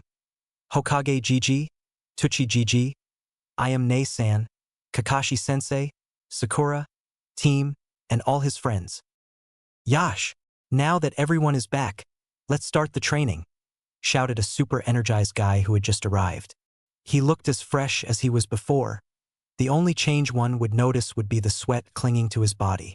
If Naruto didn't know better, he would have called Guy out on it. To any civilian, he looked all fresh and cleaned up as if the routine he just did was nothing. while one of his student who had been with him the while time was bathing in sweat. "Naruto, come here," called Guy. Naruto slowly got up and walked up to him. Guy raised his index finger, going into lecture mode. "Remember, Naruto, never remove these weights. Consider them a part of your own body, even when you are eating, training, or sleeping. The point being to never release these weights until there's an emergency and I allow it, or the life of your comrades is in danger. And one more thing, I want to train you in my original taijutsu style, Goken/Strong Fist, alongside Lee. Only 2 people in Konoha use this style. Do you accept, Naruto?" Naruto, with wide eyes, answered, "I understand, Guy-sensei. I am very grateful for offering your true style," bowing before his sensei. "But wouldn't it be unfair to your students? I mean, I am not one of your charges. You are charged with these 3. He pointed to the team number 9. "And training me would take a lot of your time." "Oh no, you don't need to worry about them. In our first year together, I have worked with each of them personally to correct their flaws. Now they don't need me to give personal time to them anymore," Guy answered, with a smile. "I would be honored to be able to use the style of Konoha Taijutsu expert." "All right, Naruto. Now, Goken is a taijutsu style that relies on physical abilities that focus on external damage. This style was designed for those who have extraordinary physical abilities to destroy the opponent's body and bones. Goken is completely different from Gentle Fist/Hyuga Clan's Soft Fist, which focuses on the inside of the body. To learn Goken, you have to strengthen your body first, so you need to follow through my instructions and the exercises I suggest you with this aim," explained Guy. That night, around 9 o'clock, a blonde-haired person was panting as he slowly walked towards his house. Opening the door, Naruto would have fallen into bed, but he remembered something that stopped him from sleeping. "Maybe now is the right time," he thought as his fingers crossed with each other. Taju Kage Bunshin no Jutsu, using all of his remaining chakra, Naruto made about 500 clones that filled his house and terrace. "Okay, now you all go to the library and try to learn anything and everything you can. But before you do it, Naruto pointed at the clones standing behind the door. "Be myself, others use henge. Disperse tomorrow at 6:20 a.m. at intervals of 5 clones per 30 seconds. "Understood," Naruto commanded to hear a chorus of "Hi boss" from his clones. After giving instructions, Naruto fell onto his bed, his ass first, and immediately fell asleep. Next day, around 6, opening his eyes, Naruto got up and prepared himself for the day. After bathing and dressing, he meditated on the bed to sort the memories and information that were due from the clones. He had ordered the night before to go to the library. Closing his eyes and concentrating, the first memory that hit him was of how the librarian had not allowed him to get in. Then the memories of the other clones came in, knowledge on what chakra was, chakra theory, chakra control for beginners I, chakra control for beginners 2, strategy and analysis with shogi, nature manipulation theory, shape manipulation theory, ninjutsu theory, genjutsu theory, bukijutsu theory, fuinjutsu basics, what is kekai genkai, medicinal jutsu theory, and kenjutsu forms and theories. An hour later, Naruto opened his eyes. Standing up from the lotus position, he took a deep breath. "Sugoi, amazing," Naruto whispered in amazement. "It seems my guess was right. Having the clones disperse at intervals can ease the headaches I receive, and meditating helps me manage the information easily. Salutes to Kakashi-sensei and the person who made the Kage Bunshin no Jutsu," thought Naruto gratefully. What Naruto didn't know was, somewhere, a tall man with spiky white hair and a fold of iron hideate over his forehead and cheeks suddenly sneezed. "Erg, someone is talking about me. Dead people can sneeze?" The author also doesn't know. The next day, in the afternoon, after finishing the usual routine of missions and training with Team Number 7 in the mornings and doing individual training with Team Number 9 in afternoons, Naruto was walking to the Hokage office with a small smile on his face, ignoring the villagers' whispers and unpleasant looks. Without knocking on the door, Naruto barged in. "Hello, Gigi." The third Hokage looked up from his desk and smiled at the one who was coming. "Hi, Naruto-kun. How can I help you?" Naruto scratched the back of his head and said, "Actually, Gigi, is there a ninja in this village who can teach me the elemental manipulation of wind and the art of kenjutsu?" Hearing the blonde's question, Hiruzen's body posture suddenly shifted from relaxed to a straight back posture. He lit his smoke pipe with a small fire he produced in his hands, put it in his mouth and took in a long drag of smoke. Interesting request, Naruto. Is Kakashi not enough to be your teacher? Naruto shook his hands in front in a panic. It's not like that, Gigi. Kakashi-sensei is a great teacher, but as long as he teaches is teamwork. I want to improve the rest of my shinobi skills, so with Kakashi-sensei who has the element of fire and lightning, I have to find a teacher who can teach me the rest. Hiruzen stared at Naruto's face for a few seconds, and then adopted the thinking pose as he thought. He then said, It is very optimistic of you, Naruto, to learn elemental manipulation at such a young age. You know that this will be taught when you make Chunin, right? Well, I don't see a problem with that. Regarding your request, I am sure my son Asuma will be happy to teach you. Hiruzen snapped his fingers and a shinobi masked with a long purple hair and a katana tied to the waist suddenly appeared in front of him. Judging from her body figure, she was a woman. Nico, from today you have a long-term mission to train young Naruto here. Understand? Hiruzen said while pointing his finger at Naruto. Hi, Hokage-sama, answered the purple-haired masked woman firmly. Gigi, I also want to ask permission to study the Genin scrolls in the library. You know they don't let demons read in there, Naruto said quietly face down. Hiruzen sighed sadly. Taking a piece of paper and ink, he wrote something. After finishing, he gave it to Naruto. Naruto accepted and read it for a moment. His eyes had almost popped out of his eye socket in shock. Facing the one he considered grandfather, Naruto asked with wide eyes, "Permission for Jounin scrolls too?" Hiruzen nodded to confirm his statement. "You deserve it, Naruto. Remember not to abuse it. I trust you," Hiruzen said seriously to his surrogate grandchild. "Thank you very much, Gigi," Naruto exclaimed, smiling broadly. Hiruzen waved his hand, dismissing Naruto. "You are even more than worthy to get it, Naruto, after all the burdens you've carried and all you have done for this village," thought Hiruzen sadly, looking at the fourth Hokage's portrait on the office wall. "Minato, I won't let your sacrifice go to waste." Turning his chair back to table, Hiruzen couldn't help but go back to thinking about what Naruto was asking for today. "I never thought you already understood about elemental jutsus and kenjutsu. You never cease to amaze me, Naruto." At night, Naruto POV. After having decided that I would begin my training with her from tomorrow, Nico-sensei and I parted ways. I will start training with her along with initiating my search for Asuma-sensei tomorrow. Well, that's my plan for tomorrow, I thought as I hobbled towards my house. I cringed at the reason for the way I was running right now. It turned out that Guy-sensei had decided to add to my already heavy weights on the second day itself. He said that I was too quick to adapt and regenerate from the hellish training they were making me undergo. He was completely astonished because even the hard-working genius Lee needed at least 3 days before raising his weight levels so as not to damage his bones, muscles, and growth. Guy-sensei also ordered me to eat vegetables every day and limit my intake of the food of God's ramen to once in a week. Even though I'm crying just thinking about it, but I also understand it is for my own good. "QB, I thank you once again," I thought curtly. Well, after containing a mountain-sized monster and being treated like one of its kind isn't all bad, right? I now carry a load of 20 kilograms per arm and 40 kilograms per leg. It turns out that to gain and lose weight is not as easy as releasing it right away.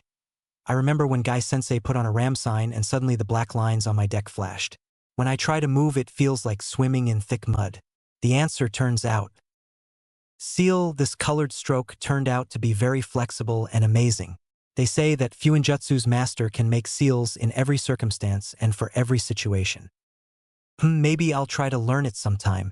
For now, the chakra control, taijutsu, ninjutsu, and kenjutsu are a handful for me, I thought while remembering the load of information that I had received last night. End POV.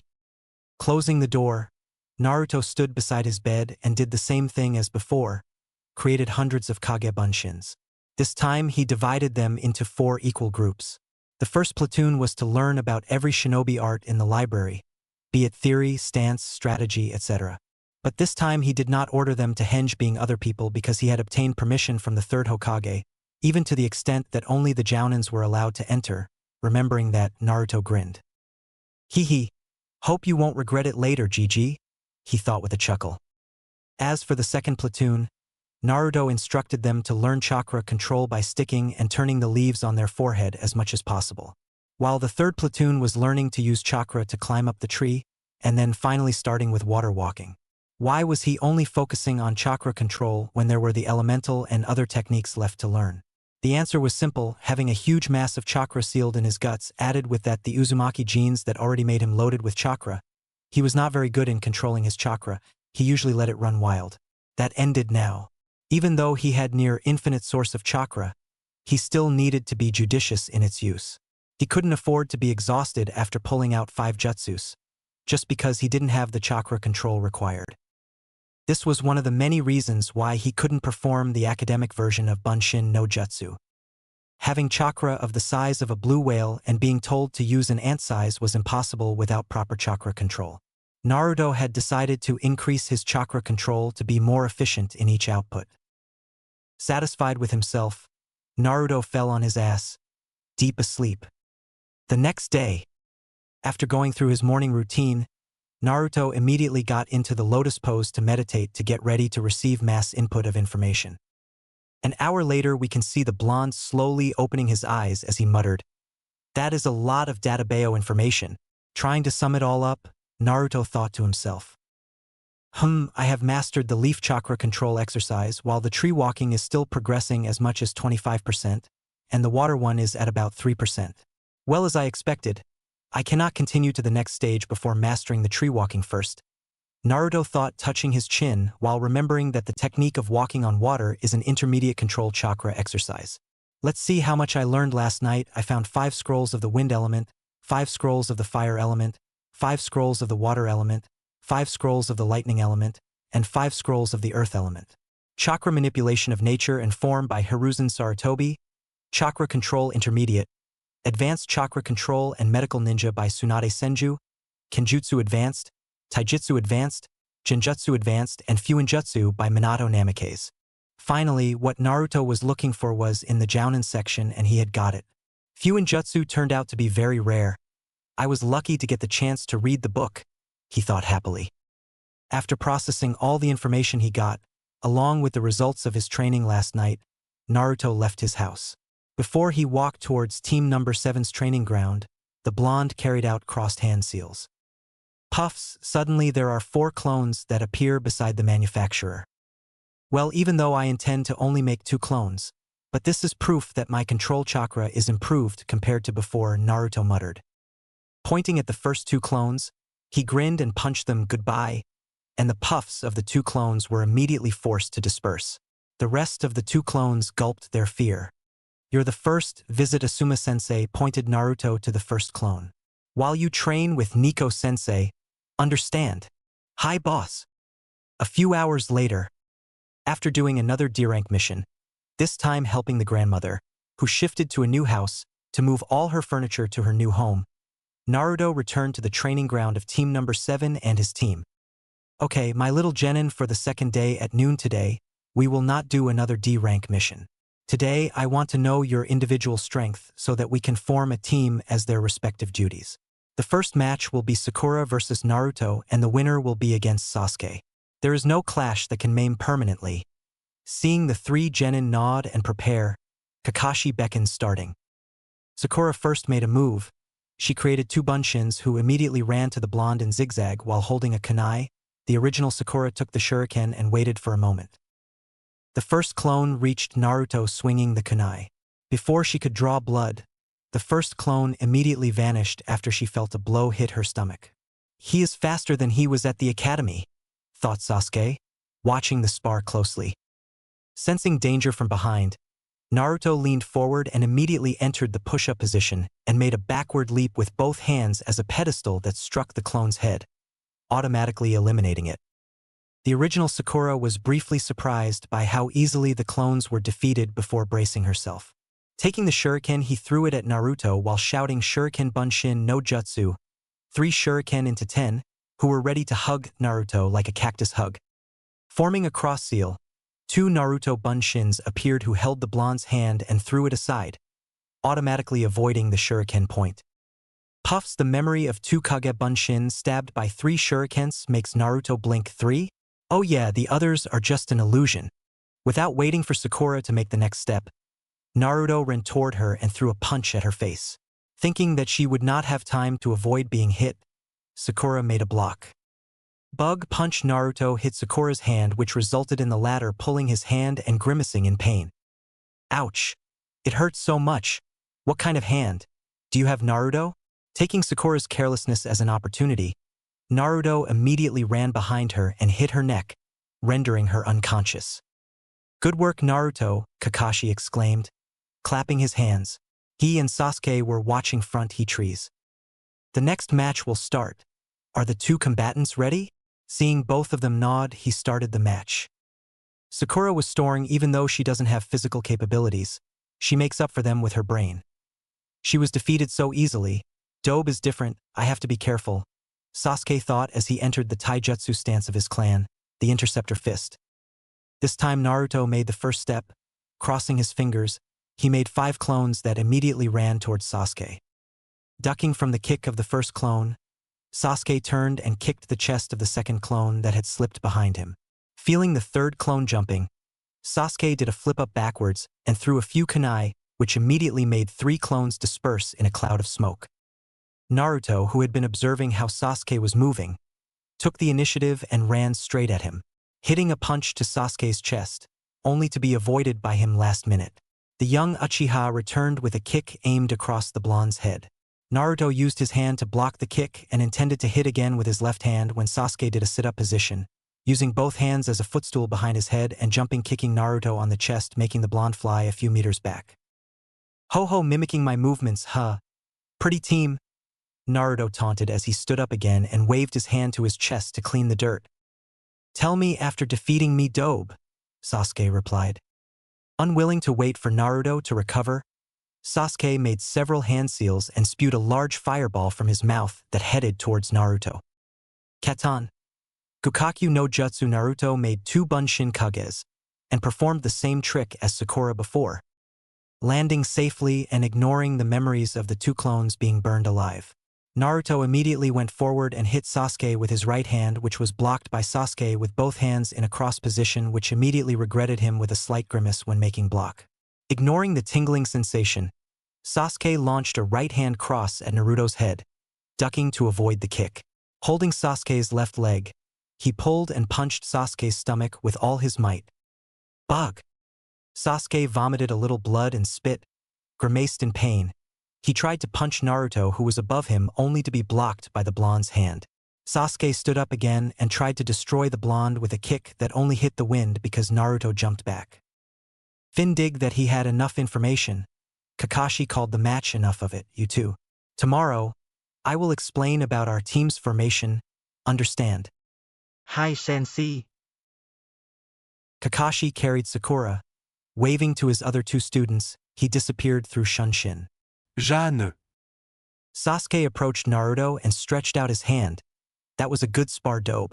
I was wondering how you practiced. Your movements are very different from those in the academy. Holding his hand, Naruto grinned and answered, Secret team.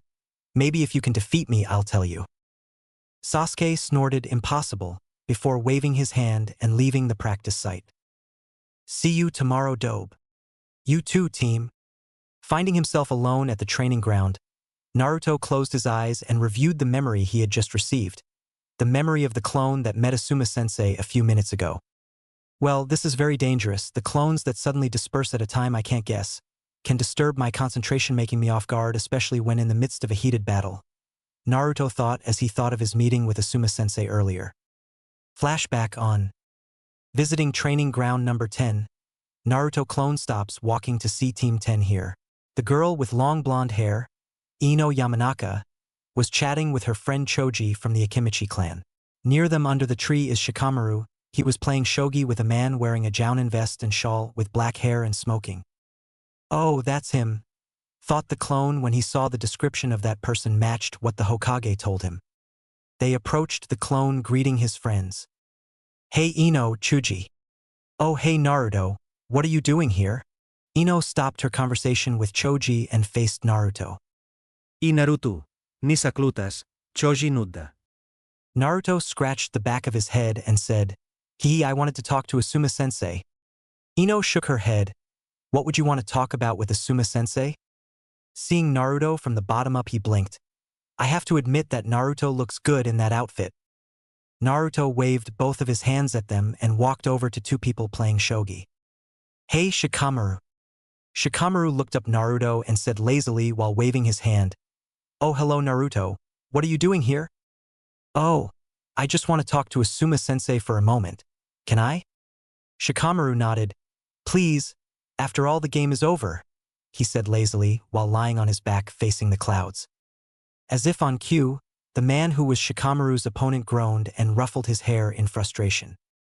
Damn, this is my 18th defeat, he muttered lowly. Good job, Shika. Looking up from the shogi board, he looked at Naruto's face. So what can I do for you, Naruto? Ugh, Asuma-sensei, can we talk privately? Asuma raised his eyebrows but said nothing, stood up and showed his way. He said, Sure, follow me. A few minutes later, they arrived in a field forest. Asuma stopped walking and turned to face the Naruto clone. So, what do you want to talk about, Naruto? He took a cigarette and lit it with a small fire. Asuma-sensei, I have learned about the theory of nature manipulation of the wind element, but I cannot make both sides of my chakra sharp as recorded in the book. How did you do it? Asuma did not move, blinking repeatedly. He asked in a tone of disbelief. Naruto, manipulation of nature will be taught when Chunin. How are you aware of that? And isn't your teacher, if I'm not mistaken, Kakashi, right? Naruto calmly took out a bingo book and opened Kakashi's page. Showing it to Asuma, he answered, I learned through books that I read in Sensei's library. Regarding your second question, Kakashi-sensei has lightning and fire elements, so I thought for the wind element I needed to find a teacher who is proficient with it. Asuma's sweat fell. Oh, the bingo book, of course, and murmured children now and their impatience, which made Naruto smile. Sighing, he pulled a pair of trench knives from his ninja pocket and showed Naruto. This is my trench knife. As you can see, there are small gears here which make it easy for me to channel the wind element, while showing the edge of the knife, very sharp in other words. This knife is strengthened with the piercing side of the wind element. Look at this, Naruto. Asuma threw the knife covered with chakra to the tree in front of him, and the result was that the knife penetrated easily into the first tree, like a knife cleaving butter, through a second tree, and even through a large rock behind him. The knife stopped after it stuck in the ground and created a meter depth. Whoa! Naruto said in amazement after seeing the power of the blade, which was coated in the wind element's chakra.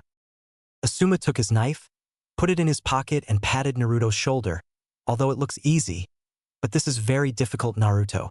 Nature manipulation is not taught until Chunin for a reason. Naruto nodded in understanding and bowed. Thank you for teaching me, Asuma-sensei. And then he dispersed. Puffs. Asuma blinked and suddenly laughed. Kagabunshin, huh? That child is full of surprises. Flashback off. Imagining my chakra being the sides of two blades rubbing together, so that's for the wind element. In the book that I found for the others, it must be in accordance with the nature of the elements such as wind, that is cutting, fire burning to ash, water soaking completely, the ground makes it destroyed, lightning shrinks him. Maybe I'll try it, Naruto thought, comparing information from the book he had read with advice directly from experience. Naruto smiled a little to get more information, this time his training with Nico-sensei. Flashback on. Your legs are too stiff, your hands are too tense, relax, said Nico, who fixed Naruto's stances. Remember, Naruto, feel your sword as an extension of your body. In other words, remember it as your third hand. You must become one with your sword. Sword art is the most efficient killing technique. Each ANBU member is required to master this art. Why bother killing the enemy with a large-scale move if you can do it in one hit? We, Kenjutsu users, generally have an efficient, fast and precise motto. Nico explained at length. They practiced a few hours with Nico correcting the mistakes of Naruto's stances here and there and taught him the basic style for Kenjutsu. Flashback off. Opening his eyes, Naruto let out a sigh of relief. Turning around, finding no one else, Naruto released his entire chakra and made a crossed hand seal. Taju Kagebunshin no Jutsu, the training ground that had been empty just now, was now filled with hundreds of identical boys dressed in black-gray. Alright, listen, you divide into 7 groups. Group 1, you practice cutting leaves with chakra. Group 2, perfect walking up the tree. Group 3, practice the kenjutsu style from Nico-sensei. Group 4, practice burning leaves with chakra. Group 5, practice to wet the leaves with chakra. Group 6, practice shrinking leaves with chakra. And Group 7 practiced making leaves into dirt. Remember, disperse yourself at the usual interval of 5 people per 30 seconds. Does everyone understand? Naruto shouted, who got a nod. Hi, boss. Some gave a thumbs up, and the rest smiled broadly. Why doesn't he start practicing Fuinjutsu? After reading a book written by Minato Namikaze a few days ago, Naruto knew that Fuinjutsu was very complex and needed equipment such as paper and his current condition. Naruto thought the most important skills for him now were chakra control, taijutsu, ninjutsu, and kenjutsu. But that does not mean he will not learn Fuinjutsu. Very wrong. With his clan specializing in learning Fuinjutsu and some books already acquired by the blonde, Naruto would learn this art later. Start. Each group immediately dispersed, keeping their distance to look for their respective places to practice in training ground number 7 or in the forest. Wiping the sweat from his forehead, Naruto looked at the sun and saw that he still had a few hours before training with Guy's team. Turning around, he returned to his house for a short nap. At night, a blonde who was bathing in sweat and was exhausted lying on her bed to take a breath slowly took a seated position. Naruto then remembered what had just happened. Ugh, Guy-sensei was really loud today, thought Blonde while remembering his training that had just finished. It turned out that Guy was not able to withstand the shock after seeing that Naruto adapted well to the weight he was given. After thinking for a while, he decided to increase the weight every 5 kilograms every day. Not only that, it turns out he is well suited to using the style of Goken/Strong Fist. With Naruto's physical appearance dramatically improved, compared to when he was at the academy, Guy began to teach him the basics. Naruto remembered when he was forced to punch a tree with his dominant/right hand with all his strength to test how much strength he had and compare whether he was ready to learn the basics or not. Minutes later, Naruto received a sudden burst of information from the hundreds of clones he had gradually commissioned this morning, taking and breathing deeply into the blonde's meditation stage. An hour later, Naruto opened his eyes, blinking several times as he muttered, "It's easier than I expected." Of the 8 groups he ordered, only 2 groups succeeded in bringing good news. The first is the walking tree exercise, which the blonde has mastered, and the second is the wind manipulation exercise, which, although he did not expect to make the leaves split apart, the fact that one of the clones had succeeded in making a small incision at the tip of the leaf, and that made him happy. It feels like the wind element is easier to learn than other elements that have no progress at all, thought Naruto.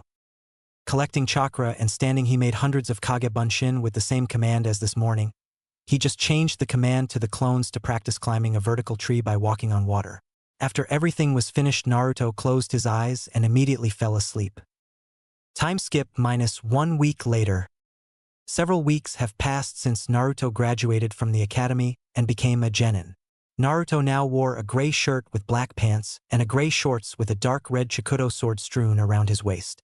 Looking at the blonde now, it would be hard for people to think that he was the same boy who pranked every day, painted the faces of the Hokage, and the kid who got the lowest score in the academy.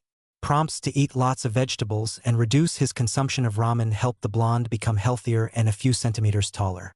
With a height of 160 centimeters and visible muscle folds here and there, especially in the triceps, biceps, and legs, made Naruto much different from the dead last, nickname he had earned when at the academy. Currently, Team Number 7 was walking to the Hokage office to accept another mission. Contemplating what he had achieved so far through hard work and discipline, Naruto could not help but smile a little. With intensive training he did with hundreds of clones every day, he felt he was experiencing rapid development. His chakra level, which has always been large, has increased dramatically many times after his intensive training. But the skull he had been most miserable at had taken a drastic leap. Gone were the days when he couldn't even make one proper bunshin. With the chakra control he had now, he could easily start training in medical ninjutsu. The possibilities for Naruto were endless. With control he had achieved, he could easily create double, if not triple, the number of clones he created from the same amount of chakra. He could easily pull off any ninjutsu with the colossal reserve of chakra he had, and he could do that with precision too, all thanks to his advanced chakra control. Naruto could produce high-level jutsus with a great destructive power. His taijutsu was also not far behind. Even Guy-sensei believed that he could defeat all the Chunins and some Jounins in the village. After all the tortures he has gone through, no wonder Naruto can reach this level. Naruto's weight bands also were growing at the pace he had been. Now he had around 210 kilograms in each hand and 280 kilograms in each leg, which was different from Lee, who used 400 kilograms for each hand and 450 kilograms for each leg. Well, Naruto would soon be surpassing the genius of hardwork, Lee, taking in consideration his physical abilities, which are strengthened by the powerful Uzumaki genes and having the mightiest bijou sealed in him. Madman in his training, Naruto thought, a chill sliding down his spine, remembering the simple routines Lee and Guy did. Naruto's Kenjutsu training was also going well, with Yugao-sensei, Nico, introducing herself, teaching him plus dozens of helpful clones. He was convinced that he was no longer an amateur in the art. Since Genjutsu was not his style, Naruto chose not to study the art. He learned enough just to eliminate it if caught in it. His Bukijutsu skills had also improved, although they weren't as good as Tenten's. To conclude, Naruto from the academy changed as a whole from a low genin level to a low medium jounin in just a few weeks of intensive training with hundreds of clones. Kakashi, who was reading his book, lowered it slightly, glancing at one person among his students now. He thought proudly, "Naruto, you've changed, Minato-sensei, Kushina-san, you all must be proud." Glancing at his other students, and he couldn't help but smile. Sakura's defeat at the hands of Naruto easily caused her to become serious towards her career. She had basically demanded him to take her training seriously, and he was happy to comply. He told her about her near-perfect chakra control and recommended her to go and see Kurenai. He believed Sakura could learn Genjutsu given her strengths and weaknesses. Sasuke also grew up. After facing Naruto and the match ended in a tie, he demanded to know where Naruto learned taijutsu and joined him to train with Team Number 9 from then on. With 2 Tomo Sharingan in each eye that he awakened during training, Sasuke began to change little by little. The teammates he once considered a burden, now he thought of them as family. Kakashi's introspection ended when he saw that they had reached the front door of the Hokage office. He knocked it a few times before he heard the words "Enter." Team Number 7 then entered to accept their new mission. Team Number 7 reporting for a mission, Hokage-sama. Kakashi, here is a mission to clean Piko-san's yard, move Boku-san's belongings, and capture Toradash. GG. Naruto whined. "Give us a C-rank mission. Already?" said Naruto, staring at the Hokage, who took an unlit cigarette, lit it with fire, inhaled and exhaled.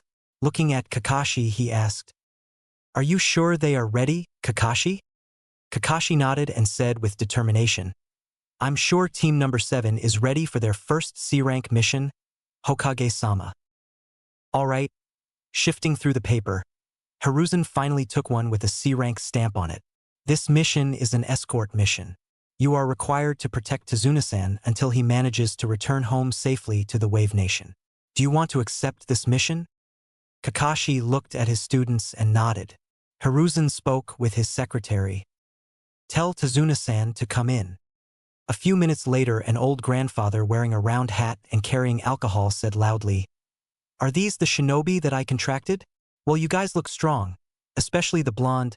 Tazuna thought, "All right, we'll head out this afternoon," Tazuna said, walking out of the Hokage office.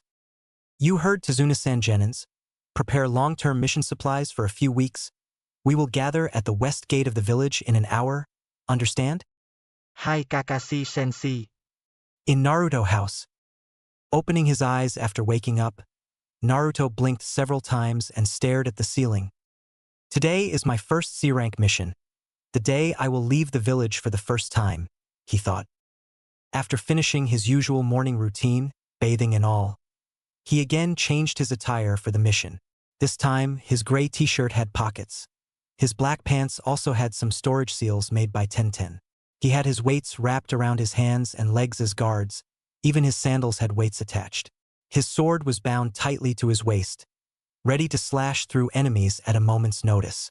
After getting ready, he sat in the lotus posture and started meditating to ease the input of information he was to receive.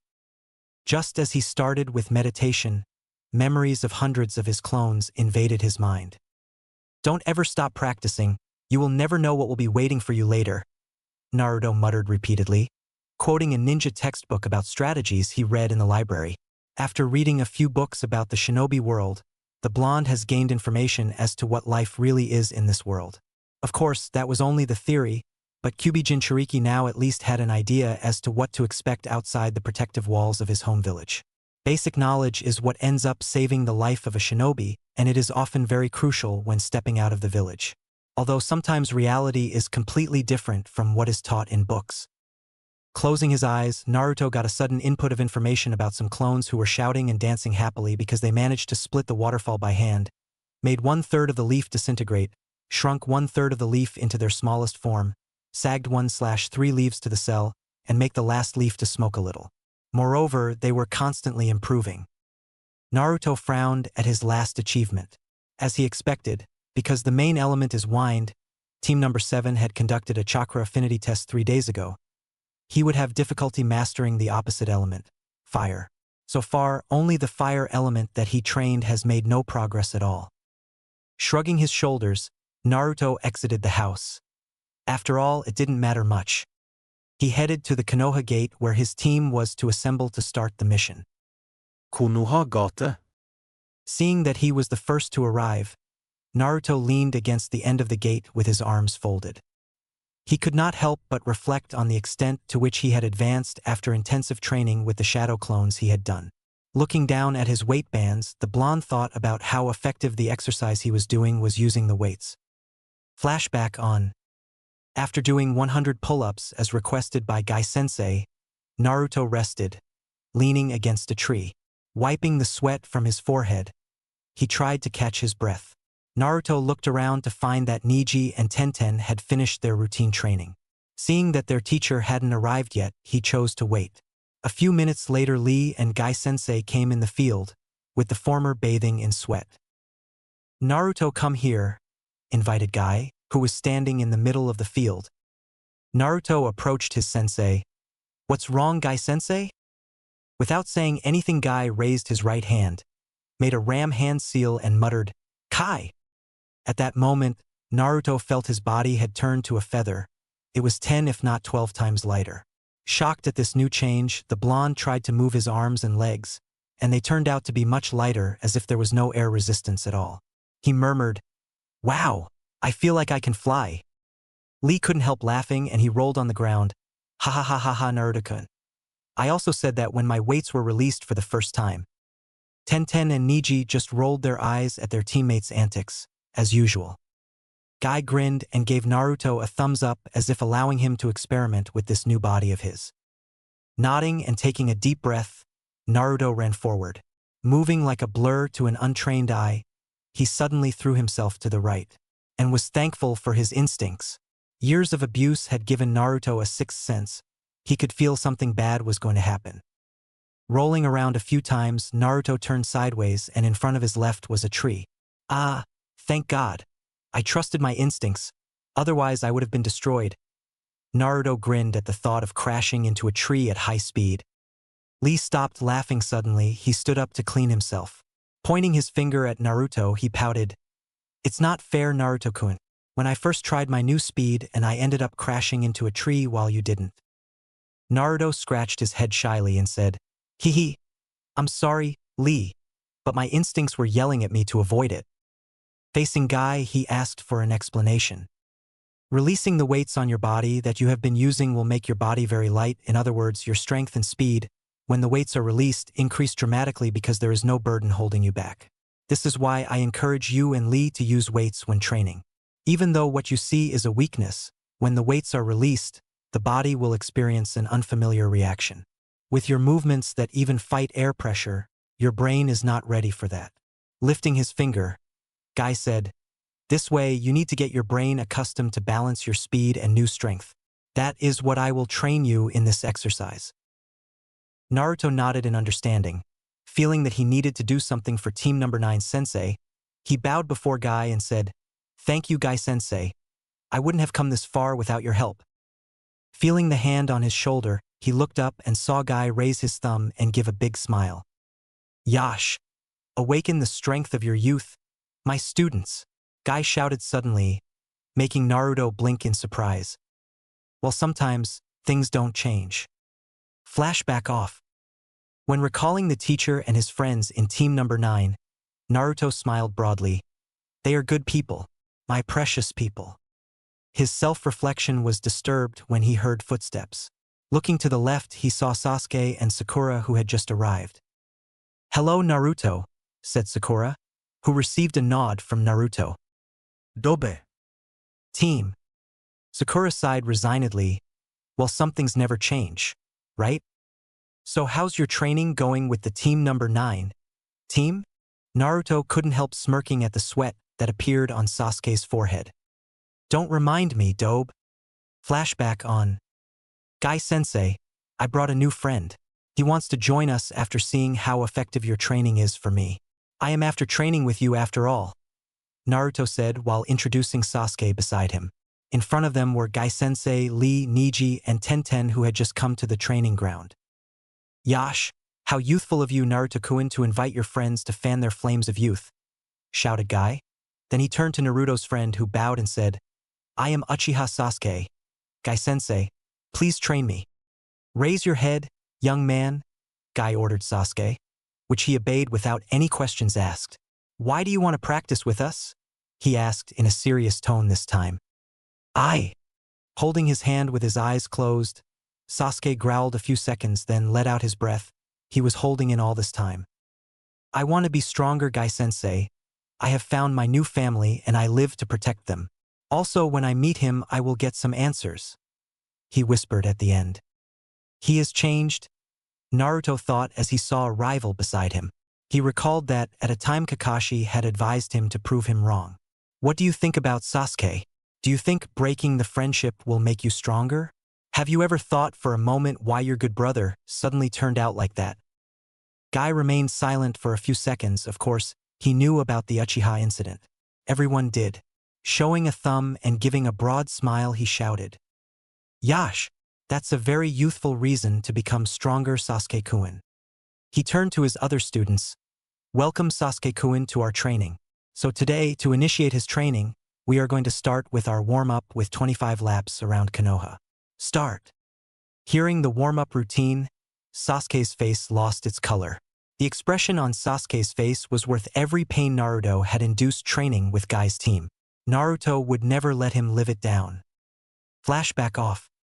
"Hee, every time I remember your expression. It never bores me, team." Naruto grinned. "Shut up, Dobe," Sasuke said, gritting his teeth. Seeing that their sensei and client hadn't arrived yet, Naruto crossed his arms, closed his eyes, and leaned against the pillars supporting the huge gates that separated Konoha from the forest surrounding it.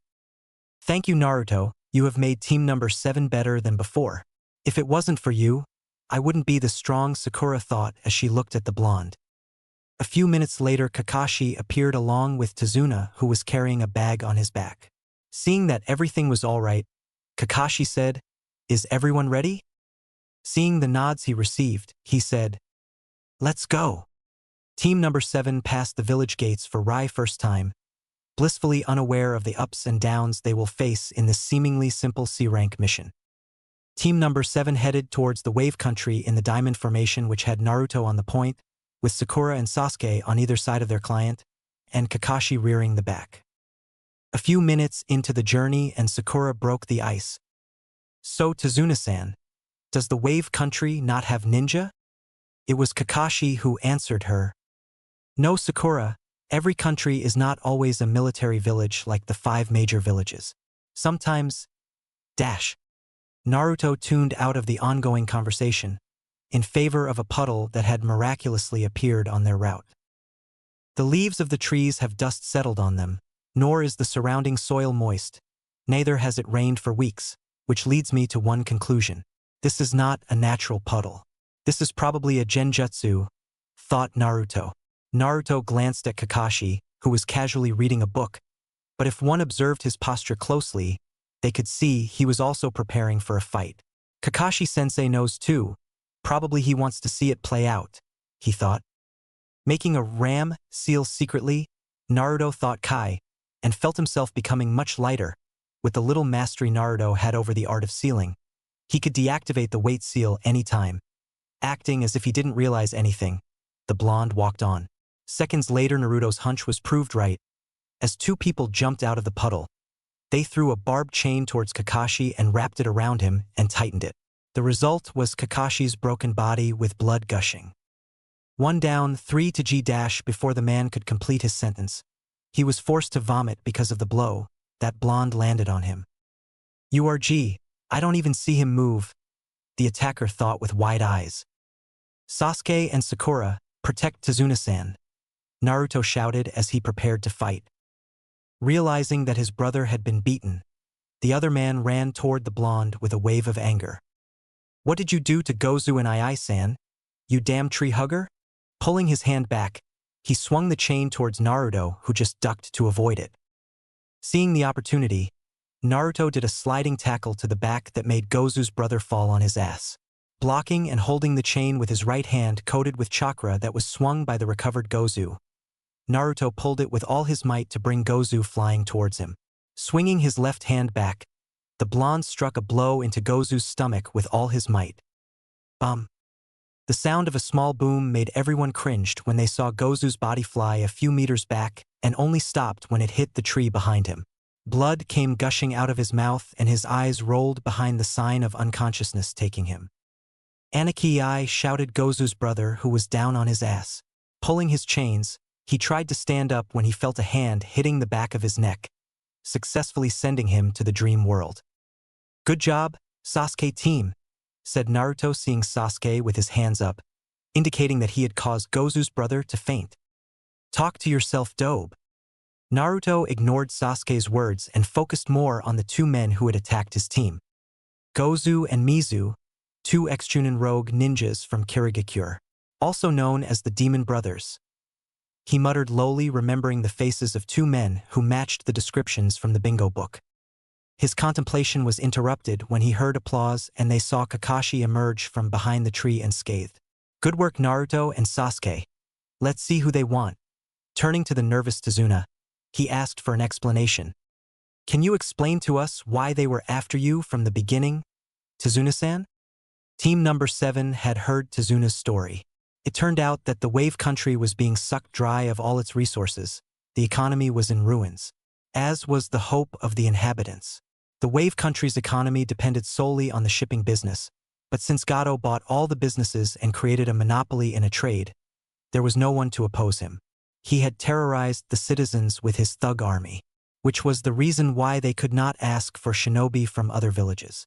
Even after pooling all their money, all they could afford was a low-cost C-rank mission, which would at most give them fresh genin. Kakashi faced his students and asked seriously, "Are you sure you want to continue this mission? Gozu and Mizu are ex-Chunin, which means this mission is automatically promoted to a B rank. The next enemy is very likely to be on the same level as me, a Jounin."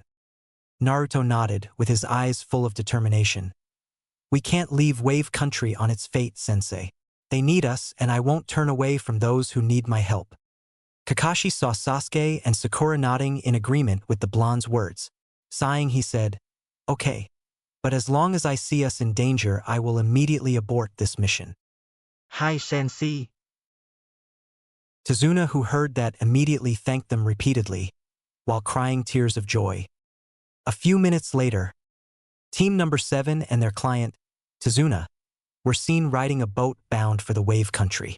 Seeing the magnificent bridge above them, Naruto and others could not help but feel amazed. They marveled at the magnificent structure built before them. The bridge in front of them was colossal in size, with extraordinary length and width. Tazuna saw their expressions. With a proud tone he said, "That is the bridge I am making, the only hope of the Wave Country, and you are here to defend it from Gato while I finish it. Once it's done, Wave's trade and business will bloom." Naruto nodded in understanding. Team number 7 and their client reached the edge of the island. Their feet touched the ground.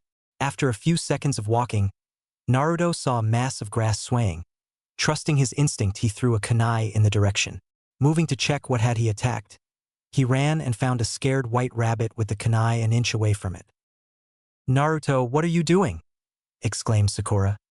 White rabbit, a species that is generally not found here. This means that this animal was bred not from here but from an unfamiliar place. Kawarimi. Kakashi's eyes widened in realization and he suddenly shouted, "Everyone duck," as he forced Tazuna to the ground. Naruto immediately lay down. Sasuke and Sakura also did so before a large sword cut through space their heads were a moment before. As suddenly as the huge cleaving sword had appeared, a huge muscular-built man now appeared standing on the sword which was now stuck on a tree. He was shirtless and had bandages wrapped around his face. He was also sporting black baggy pants. Ho-ho, the copycat ninja, Kakashi Hatake. No wonder the demon brothers failed, said the new man. Pointing at Tazuna, he continued, "Hand over the old builder and we shall part our paths." Analyzing the enemy, in front of him, a single drop of sweat rolled down Naruto's forehead, down his earlobe, and crossed down his neck and slid down his spine. Tall and muscular, bandaged face, big sword, Momochi Zabuza, an ex-Jounin rogue ninja, earned the nickname of the Demon of the Bloody Mist, and a part of the previous generation of 7 swordsmen from Kirigakure, Naruto thought, swallowing his saliva nervously. Kakashi raised his Sharingan and stared at the man who had just arrived, Zabuza Momochi. "Sorry, but I can't just hand him over to you. Everyone protect Tazuna-san," he shouted at his students who nodded and formed a circle around Tazuna to protect him. "Hee, so that's your decision. Prepare yourself for death." Without waiting for a cue, Zabuza jumped from the tree, grabbing his sword. With least of effort, he slashed his sword downwards, with the intent to cleave Kakashi into 2. With an equally effortless strike, the attack was blocked with Kakashi's kunai. Clang, clang, clang. During the fight between Kakashi and Zabuza, Naruto trembled, conflicted with himself, his thoughts not helping at all. Naruto POV. Will I have to fight them too? A Jounin, a member of the 7 swordsmen of Most? One who earned the nickname Demon? Or should I run away? Never engage an enemy who is far stronger than you. Retreat, prepare a battle plan. I quoted from a book I had read near the end of my thoughts, trying to reason with myself. Will I have to kill him? Am I even ready to claim my first kill? In the world of shinobi, there is no such thing as a fair fight. It is kill or be killed. This is the harsh reality of our world. I thought bitterly, quoting another line from the same book. The atmosphere changed drastically in a few minutes. The air got thicker, almost choking. Killing intent from both the A-rank ninjas was suffocating. Clenching my fist, I closed my eyes, trying to think what Gigi would do in my current situation.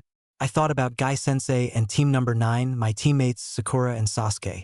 I opened my eyes, filled with determination.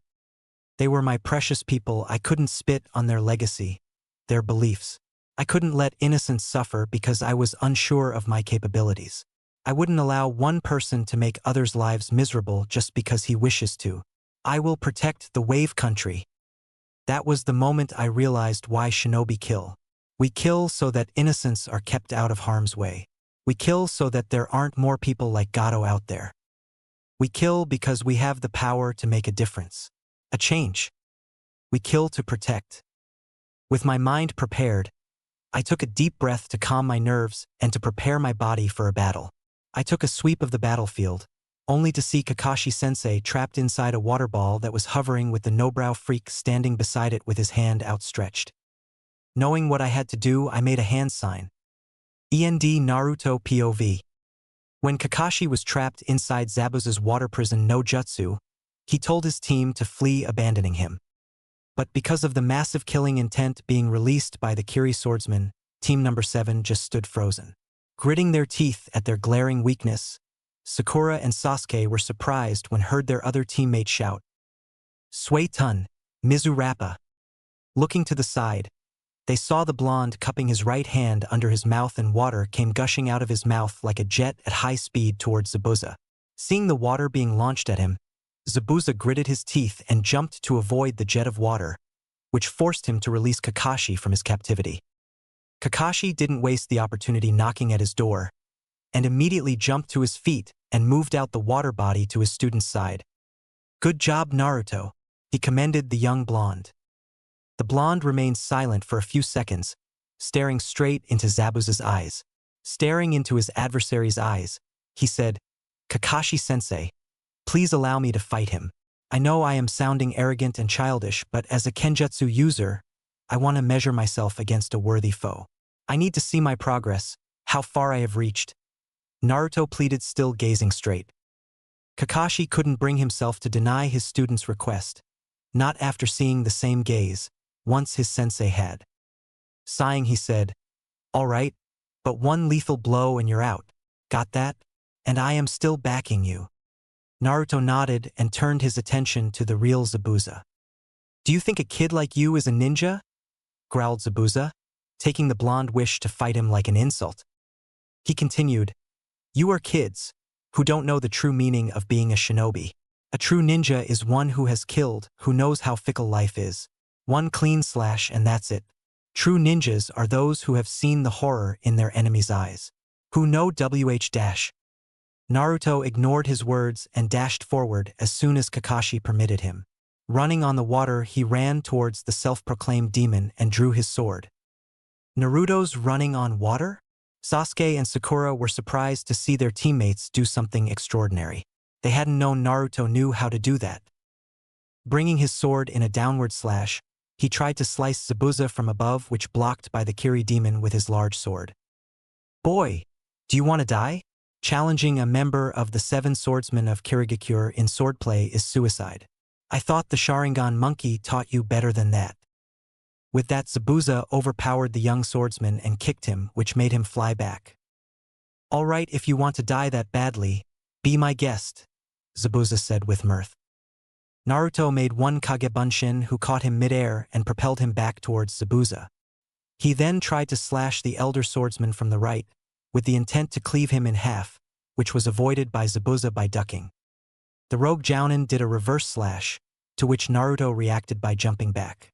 Naruto then channeled little chakra to his feet and jumped back at Zabuza. His sword extended outwards, aiming at the Kiri swordsman's face. Zabuza ducked to the right when Naruto chuckle caught his attention. "Got ya!" Futon, Rapusho, one of Naruto's clones, who was hidden until now, made several hand seals before clapping his hands together and launching a compressed storm. With the position of a straight line between the clone, its creator, and Zabuza, the clone steered to his left as to not hit the original. But Zabuza wasn't so fortunate. "What?" Zabuza thought, with his eyes widened to see a compressed storm heading towards his head. Lifting up his large sword and using it as a shield, he managed to hold himself but had to retreat several meters as a result. Seeing Zabuza still stunned, Naruto wasted no chance. He deactivated the seals in both arms and legs and sped forward. Blur. That's all Sakura saw when she saw 2 swordsmen, engaged in a lethal yet graceful dance. Kakashi and Sasuke both had their Sharingan active to keep up with the fight. They could clearly see Naruto aiming at Zabuza's lungs but failing inevitably when Zabuza kicked him away. Naruto again tried to stab his heart, which once again was blocked by Zabuza. And all this happened in less than 1 second. "Boy, you're not too bad yourself, but learn to know your place," Zabuza shouted near the end, barely avoiding a slash aimed at his heart. "Honor's all mine, Demon-san. No matter how much I want to beat you up, being praised by one of the 7 swordsmen of the mist is a privilege," Naruto replied, blocking another blow from the large sword. "Impressive strength, boy. You could block my sword without being pushed back. Only Kisame could make such a claim earlier, but I guess your name is also added to the list." Zabuza continued, "But unfortunately for you, that's not enough. You're just an amateur, but being an amateur you could fight toe-to-toe with Kiri swordsmen. You'll go far, kid. But this is your first Kenjutsu fight, isn't it? Let me give you lessons, so that you don't lose to anyone other than this demon of mist. First lesson, be vigil." And with that, Zabuza pulled a Naruto trick, having his water clone attack the young boy at the same time, trying to remove his head from his shoulders. Naruto switched places with a Kagebunshin he had kept hidden until now. Naruto then jumped back into the fight, first dispelling the water clone, and then aiming a kick at Zabuza's family jewels. Avoiding the hit by bending, Zabuza feinted an attack at Naruto's face, and just as he ducked, Zabuza slashed his sword with the intent to finish him off for once and for all. Shocked by this turn of events, Naruto replaced himself with a leaf that was lying a few meters away, but still, he couldn't prevent his shoulder from being hit by the large sword. Had Kakashi not had his Sharingan active, he would have already jumped into the fray a number of times. Seeing the number of close calls, Kakashi had himself ready to jump into the battle any moment. Trying to keep his distance, Naruto jumped back and held his bleeding shoulder. Breathing heavily, the blonde made a hand gesture telling his team behind, "Don't interrupt." Facing Zabuza, who had now kept his sword on his shoulder, Naruto thought, so this is how it feels to fight other Kenjutsu users. In addition to that, he is also a former member of the Seven Swordsmen of Kirigakure. I commend you for keeping up with me for so long, but you are a novice. You are prone to novice mistakes. He pointed his large sword towards the young blonde and said, Lesson 2. Experience. Naruto grimaced but accepted the reality. Making a few hand seals, the blonde shouted, Raitun, Jibashi. He then slammed his hand down, as an electric current spread from Naruto's hand towards Zabuza. Using water as a medium to make your lightning faster. Clever but predictable, sniffed Zabuza while jumping back. Lesson 3. Ninjutsu. Prepare yourself, brat. Zabuza started a long series of hand seals.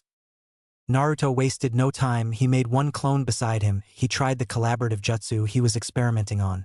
Making dozens of required hand seals, he shouted along with his clone. Suiton. Suiryudan no jutsu.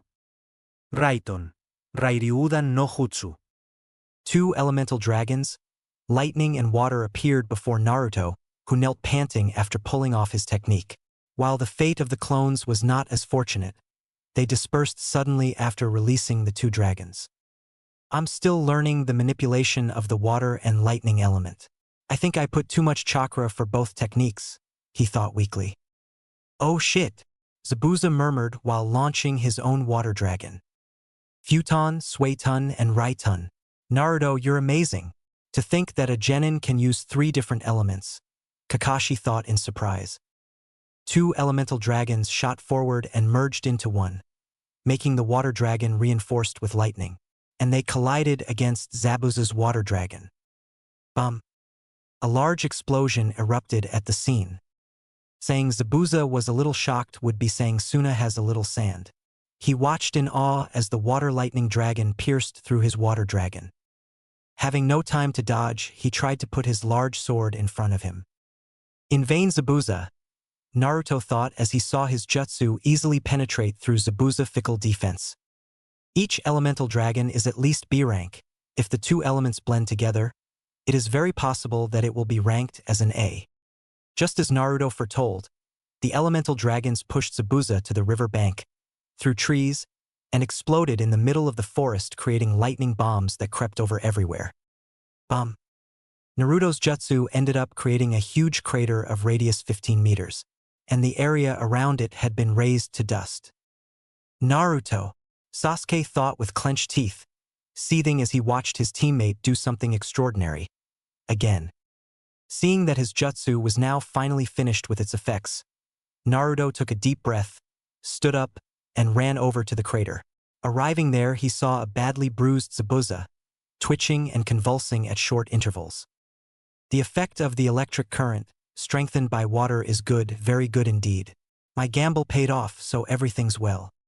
Seeing Zabuza's fingers twitch, he continued, I'm surprised he is still alive. Well, maybe because his water dragon weakened my water lightning dragon a little. Raising his sword above his head, Naruto said, Goodbye, Zabuza. It was an honor fighting you. And with that, he was ready to swing his sword when suddenly 2 senbons stuck Zabuza's neck, making him go limp instantly. A minute later, a ninja wearing a mask with the symbol of Kirigakure shined at the location. Hunter Nin, Naruto thought to himself. The ninja who had just arrived said, Thank you for weakening this rogue ninja, Konoha-san. I need to take him back to our village. Without waiting for the blonde's answer, the masked shinobi rook Zabuza and shined away. Ha ha ha. Naruto, who was exhausted, sat on the ground for a moment, as the adrenaline rush subsided. So this is how it feels like, fighting in the real world, he muttered as he stood up, cleaning his clothes, and walked to where his team was. Reaching his team, he could not resist the urge to scratch the back of his head, seeing the surprised faces of Sasuke and Sakura. All the while, Kakashi smiled proudly. "Wow, you were amazing, Naruto," said Sakura. "Chen, we need to have a rematch sometime later, dope." "Hee, that's for later, team. But, are you all okay?" Naruto asked, worry lacing his voice. "You really have grown, Naruto," thought Kakashi, looking at the blonde. Kakashi looked at Tazuna and spoke. "Tazuna-san, are we even near your house yet?" Tazuna nodded, as he said, Yes, we're almost there. Follow me, it's a 20-minute walk from here." They walked in silence, each of them busy in their own thoughts. Kakashi was suspicious of the masked ninja's behavior who took Zabuza's body, while Sasuke and Sakura were still thinking about the strength of their teammate. Naruto's thoughts were completely different from his team. He looked around the state Wave was left in. The place reeked of despair, disloyalty, hunger. He knew how bad those emotions were. He knew it firsthand. No one knew how many times he wished he could just die. How many times he didn't eat for days, just so that he could die in peace. How many veins he had cut, just to die. How many times he had jumped from atop the Yondame's head, to finally end it all. But the Fleabag in him didn't let him. Always brought him back from the death's door. Looking around, he could see the same eyes he once possessed. The same dead look. The same hopeless hope. Seeing this, he gritted his teeth and clenched his fists. "Whatever happens, I will complete this mission. These people are entitled to a better life," he thought. "For that, I must become stronger. Gato, I'll chase you wherever you are and make sure karma catches up to you." In Tazuna's house. After meeting with the Tsunami, Tazuna's daughter, Team Number 7 were shown their rooms. Team Number 7, except Kakashi, who was resting in the room, were helping Tsunami with dinner. When everyone is eating quietly, suddenly Inari, Tsunami's son, broke the silence and yelled at Team Number 7. "Why do you keep trying? It will be in vain. Gato will kill all of you." Everyone was quiet. Naruto, who rubbed his mouth after eating, stood up and started with a low voice. "Then what should we do?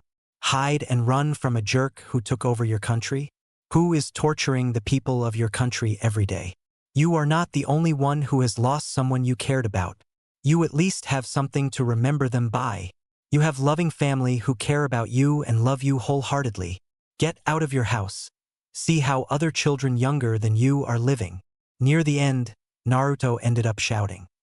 At once all the bad memories, all that despair, that loneliness, those experiences hit him with full force. At least you have a family to love you. Cherish them. You never know when they'll be taken from you to never return. Appreciate their efforts to make you feel better. You at least know their faces. Know that they love you with all they have. He was speaking in a low voice. He then faced Inari again. This time Naruto's eyes had lost their shine. "When you stop crying, you'll know how much your family is sacrificing for the sake of your country. And I will die before I flee from this country without freeing you all from that Gato's rule. Because when we stop trying, we stop living. We're no better than a corpse by then." Calming himself, Naruto then proceeded to walk out of the house. At the doorway, he tilted his head and said, "Tell Kakashi-sensei that I am outside, should he need me." "What was that, Naruto? He is a child, he shouldn't have those eyes," asked Tsunami in disbelief. She thought to herself, Konoha is no better than other shinobi villages. In the forest. Damn that little brat. He doesn't know anything about life, and says his life is all about suffering. Naruto thought, angrily hitting a tree with all his strength that destroyed the tree into splinters. How dare he say that to me, the Jinchuriki/human sacrifice. He won't last a day in my life. Naruto moved to another tree and hit it again and again, but without any strength behind his strikes until the tree shook uncontrollably and collapsed. The blonde tried to take a deep breath to calm himself. Looking around, he counted at least 8 other trees that had met the same fate in his hands. "Well, maybe I am overreacting. After all, he's just a kid," he muttered. "Ah." The blonde fell on his ass as he tried to recall his battle with Zabuza. "Actually, I wasn't too bad. I did fare well against him. At least until I was tricked by his fake movements. It's true what Zabuza said, that I lack experience. Recalling his mission, he thought, maybe now is the right time to look for information about this jerk Gato. Wow, it sounds nice. Naruto smirked and created an all-too-familiar hand seal. Puffs. 3 clones appeared beside him. He mentally ordered the clones to try to infiltrate the enemy's hideout and try to get any data. Without saying anything, the clones immediately scattered to carry out their mission. Finally, exhaustion caught up to him, having no intention of returning so soon. The blonde lied against a tree, closed his eyes, and drifted into the sweet embrace of sleep. Naruto did not know how long he had slept, but he tried to open his eyes after feeling the delicate hands that gently shook his shoulders. Forcing himself to sit up straight, Naruto found himself staring straight into the eyes of an angel. Am I dead? Wait, I didn't think I would end up in heaven. Hey, wake up! Don't sleep here, whispered the pale-skinned girl with black hair. Damn sure it's heaven. I mean, she is much more beautiful than any girl I have known. Naruto muttered lowly, not realizing that he had spoken the words instead of thinking them to himself. In contrast to Naruto, the girl was very much aware and alert. She could not help herself but blush. Why are you sleeping here? Seeing Konoha's Heidi-8 on his head. Ninja-san. Naruto pinched himself discreetly before speaking. Huh? Oh, nothing. I was too tired yesterday to go back. Haku smiled softly. Oh, you shouldn't do something like that, your teammates must be worried. By the way, I'm Haku. My pleasure to make your acquaintance, Haku-san. I'm Uzumaki Naruto, a genin from Konohagakure, Naruto said, extending his hand. Haku smiled as she took his hand and gave it a firm but friendly shake. Pleasure's mine, Naruto-san. If you are a ninja, it means you are strong, right, Naruto-san? Hee, not really, but I am on my way there. But why do you ask, Haku-san? Naruto gave her his infectious foxy grin. Naruto's words made Haku solemn. She gave a sad smile. I believe when someone has a precious person, the desire to protect them and keep them happy can make one very strong. Naruto pensively absorbed the sentence on which the will of fire was based on, the sentence on which he had based his life until now. He nodded and smiled at Haku. That's right, Haku-san. I agree with you. The desire to protect a valuable person can make someone exponentially strong. And Haku tells of his childhood, how he was found by Zabuza. He was trained and became his tool. We've had almost the same life, Haku-san. People trying to destroy what they don't understand. Naruto thought, remembering his own past, the hatred and ignorance he had to endure. Seeing Haku holding a bucket with a few leaves in it, he asked, So what are you looking for, Haku-san? Oh, I'm looking for herbal leaves to heal someone's wounds, Haku said while showing the contents of the bucket. Can I help you? Naruto asked with his usual cheekiness. As you wish, Naruto-san. And then they collected herbal leaves together. A few minutes later, when Haku's bucket was almost full, she stood up and leaned towards Naruto, whispering, Thank you for helping me, Naruto-san. Just as she turned around and was about to step away, she was stunned by Naruto's next words. Why, Haku-san? Why do you work for a person like Zabuza? Naruto's low murmur caught her off guard. Jumping back, she took out her kunai and prepared to fight.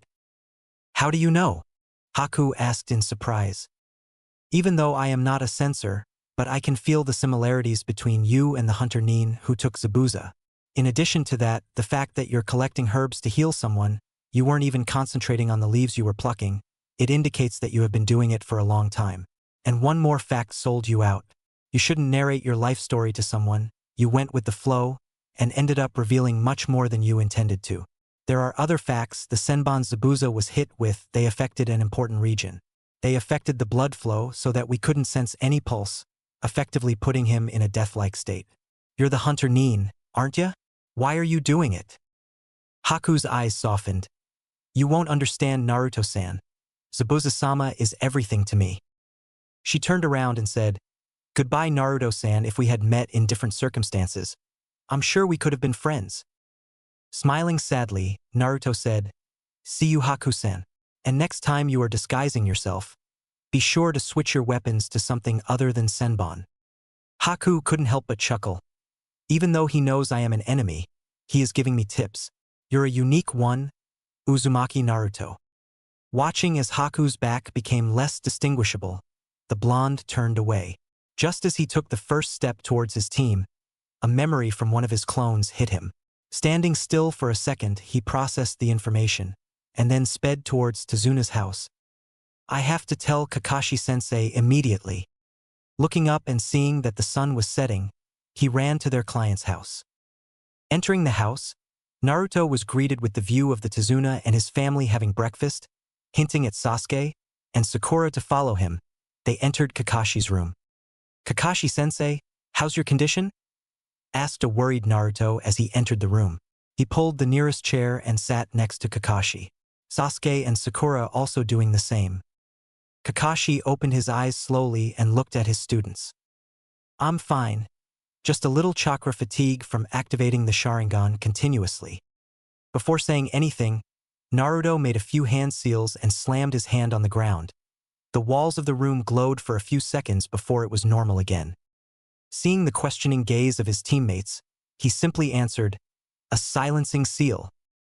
Kakashi-sensei, I need to tell you something. Earlier I created several clones to infiltrate Gato's hiding place.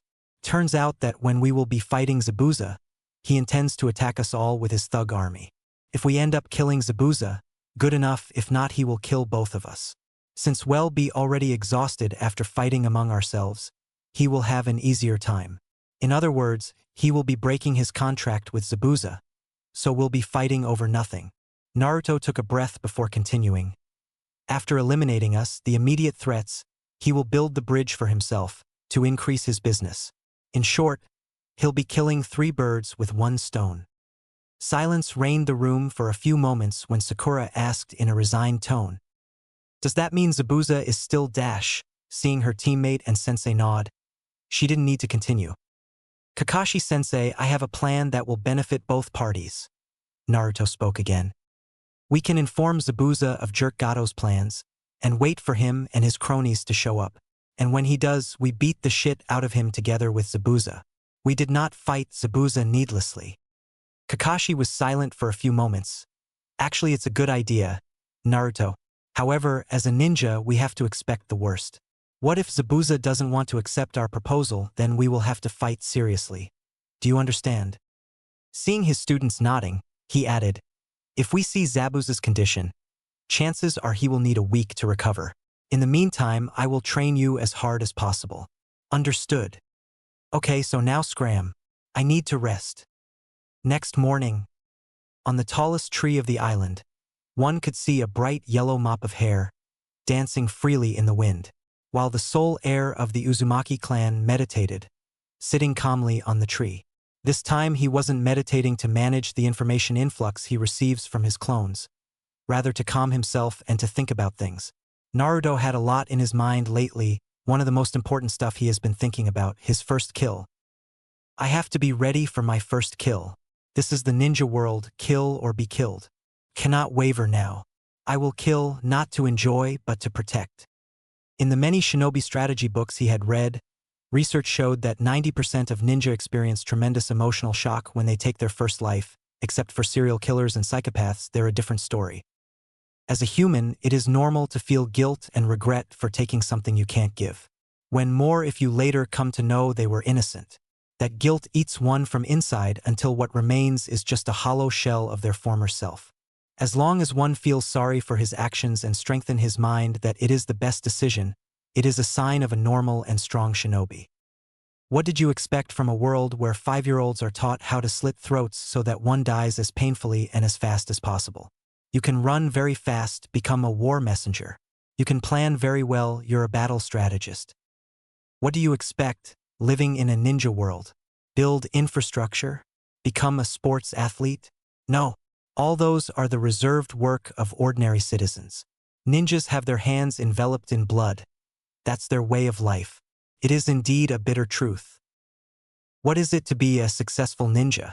As long as there are evil ninjas, someone has to eliminate them. As long as there are others who torture innocent people, there will be others who will kill them. A ninja must always be able to control his emotions well. A ninja must be able to distinguish precisely when it is time to be angry, cry, calm, etc. A ninja must be able to withstand a heavy burden, both mentally and physically. As long as one dons the village hydiate in his body, he must get ready to forget the happy life. A ninja must sacrifice so that those who have no strength can live better. Naruto always remembered this ninja philosophy, which he had read in the book True Shinobi by Tobarama Senju, second Hokage. His reverie was stopped by the screams of his teammates who were about to start the second chakra control exercise, water walking. "Naruto, do you want to join us?" Sakura shouted from below. Naruto shook his head and he shouted, "Sorry, Sakura. I have something to do, moreover. I already know the exercise."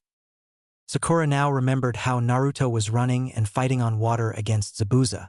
Nodding to Naruto, she went on to try to complete the exercise. "A week, huh? Will I be able to pull it off?"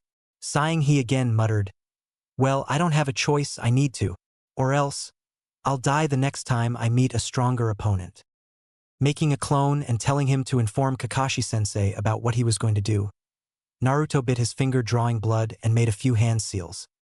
"Wild boar monkey ram," Naruto said as he slammed his hand down. Kuchiyose no jutsu. Puffs. A cloud of smoke erupted at Naruto's place. When the smoke dispersed, the space was vacant of the blonde Uzumaki. Where has our favorite blonde gone? Will he be back? In an unknown place. There darkness all around, not a speck of light. Crows cawed, as the hisses of multiple snakes echoed on the clearing as snakes littered the area. But even them, there was something that glistened in the dark. A slimy texture slithered over itself, continuously coiling and uncoiling itself. All of a sudden, there was a small puff of smoke near one end of the slimy long object. The sudden intrusion had piqued the interest of the colossal being that had been pacing around the expanse. This short, sudden flare of light was reflected by a dark, slimy body. In places, its body had mud clinging from the swamp half its body was lying in. The smoke dispersed to reveal a very known mop of blonde locks. "Where am I?" Trying to compose himself, Naruto steadied himself, being shaken after whatever happened with him. That was when he felt something slimy rubbing against his hands. Paying attention to his surroundings, he could hear numerous hissing sounds coming from all around him. He slowly turned around when he shocked to his core. Behind him was a huge, almost double the size of Gamabunta reptile. It was coiled and its head was hovering high over the blonde. Its red eyes stared through Naruto's very soul. Even though Naruto had not seen its eyes, he could feel the gaze of the snake. Naruto froze in shock, while the beast's dark red two long tongues hissed at him, moving closer and farther. That was all he could see. The darkness in the area allowed him to see only so much, unseen to Naruto. Half of the creature's body was lying in the swamp surrounding the ground he was standing on. What are you?" Naruto stammered out, even though he knew that shinobi must remain calm under any circumstances and not panic. But experiencing something so astounding for the first time and not getting nervous was something only a few people could pull off. Namely Danzo's best route. Still staring into his very soul, the beast's voice boomed. "Ho-ho Ninjen. It's been a long time since I have met one of your kind. I had almost forgotten how tiny you beings were. I doubt how many years it has been, no? Maybe it's been decades since I last met your kind." Naruto made a ram seal and a small flame appeared from his index finger. Now he could see his surroundings clearer. He looked up to see the coiled form of the colossal snake. He could see the swamp surrounding them and the black mud clinging to the slimy body of the being. Black soil, black leaves, swamps? Naruto thought, looking around. Naruto then looked up to see the creature he was in the presence of. His eyes threatened to pop out of their sockets on shock. The creature in front of him was colossal, so high he could not guess the actual size. Its head was hovering at least 100 meters over Naruto and the width of its body was on a minimum of 10 meters. Thick dark green scales covered its body with two long horns protruding out of his head, and a deep red long tongue that kept coming out and in of his mouth hissing at the blonde. Holy shit, such a thing exists, Naruto thought in a mix of amazement and fear. "Who are you?" Naruto asked cautiously. After all, it is not every day that someone finds themselves in front of so giant beings. Well, it is Uzumaki Naruto we're talking about. Anything is possible for him. The creature in front of him hissed, and somehow this time the hiss made sense. Ningen, you and your kind are always the same. Always hostile, always cautious. As for me, I have many nicknames. The Water Lord, Sea Splitter, Summoning Monster, and Ancient Reptile King. I am the mighty Amethyst, the creature answered in a thunderous voice. Now that you have made it in here, I wonder who you might be. My name is Uzumaki Naruto, and I am the Jinchuriki of the Kyuubi. The creature narrowed its eyes for a moment, before it again burst into a fit of hisses. If Naruto had to guess, he'd say the creature, Amethyst, was laughing, but he couldn't be sure. While laughing, or that was what Naruto thought the being was doing, its tail started hitting the ground repeatedly. This simple movement caused the wind to blow and the ground to shake uncontrollably, which made the blonde lose his ground and his fell on his ass. Ha ha ha ha!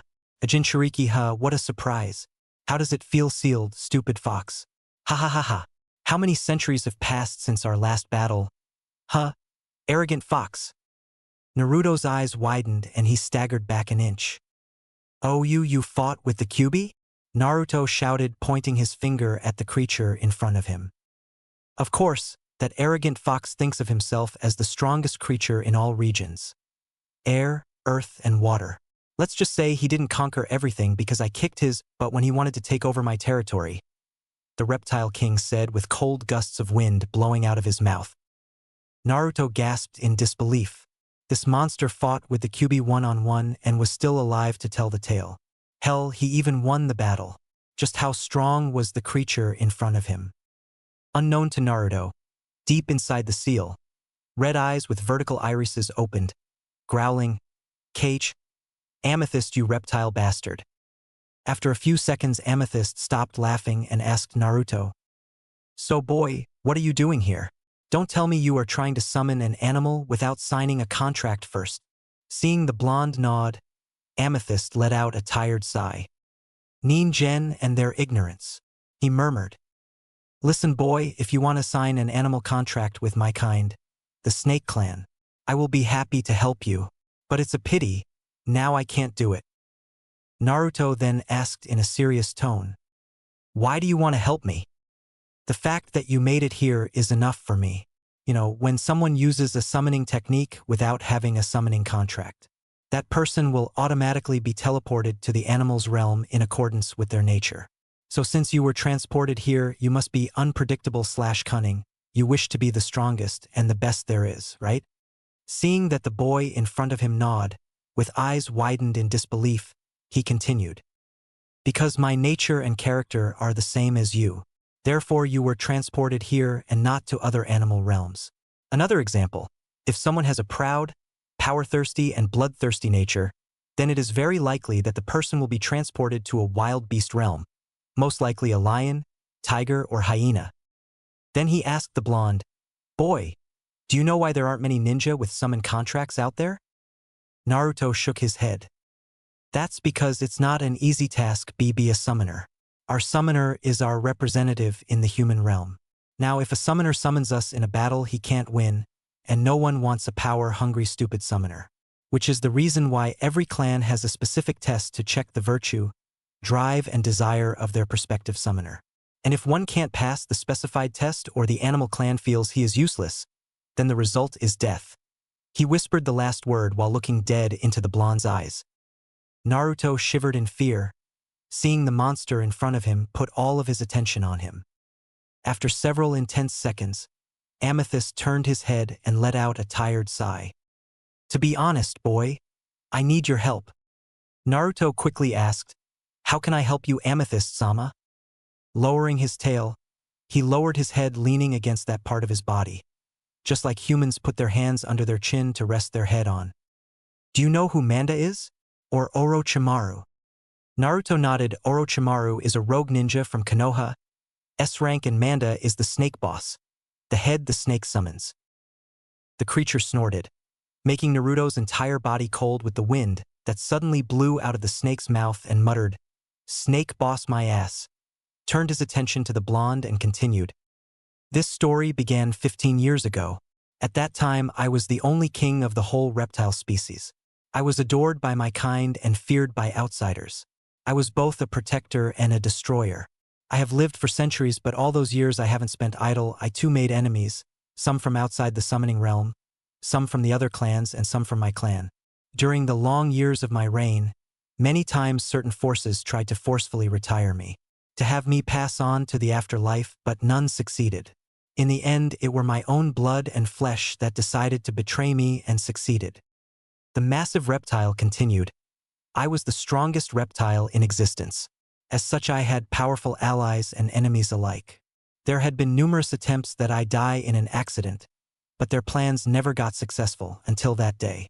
Manda was the only one who gave me some kind of competition, other than the tailed beasts of course, but even then he was nowhere any of the bijus in power, not even Shu the Ichibi. And I was someone who had fought Taikubi on an equal footing. He always lost in the matches he challenged me to, but hadn't known he keep a grudge, nor did I know about his ulterior motive. Amethyst growled near the end. I still remember the day when I, the mightiest creature to ever exist, the one who could challenge bijus, was reduced to this.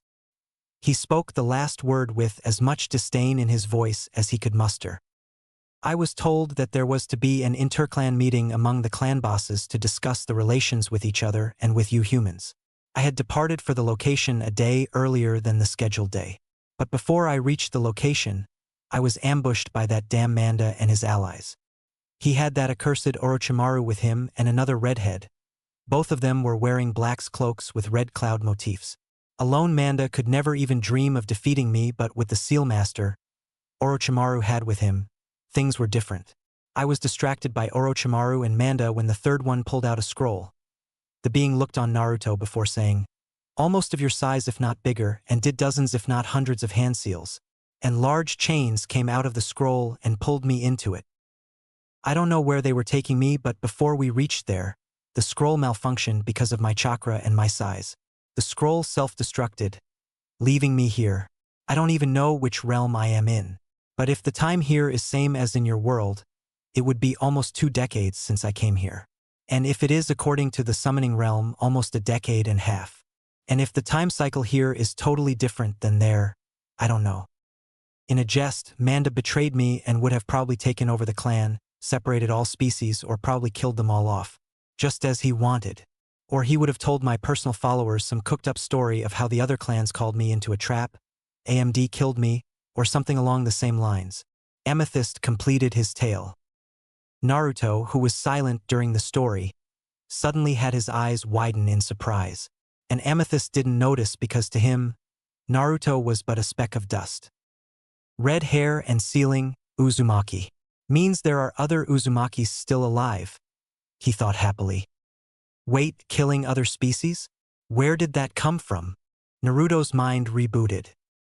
Oh, I didn't mention it, did I? Well, under me, all reptiles had untied to become one clan. But Manda didn't like that. He felt they were beneath us, snakes, and wanted them to be exiled, but I rejected his ideas. They gave our clan versatility. Amethyst explained. Ah, so if I kill Manda and Orochimaru, will you be able to become the boss again? Amethyst moved his head vertically. Naruto took that as affirmative. I will be happy to make you the summoner of a new snake clan. I heard that Orochimaru only made our type look bad in the eyes of the world. He growled. Wait, you said you were cut off from the world. Then how do you know that? Naruto again asked. You sure are observant. You see these little hatchlings crawling all over me. That was when Naruto noticed the tiny snakes. If Amethyst was a galaxy, then those snakes were planets, if not natural satellites of the said planets. They bring me news from the world. Actually, they don't, but how do I say? Yes, they have dual bodies.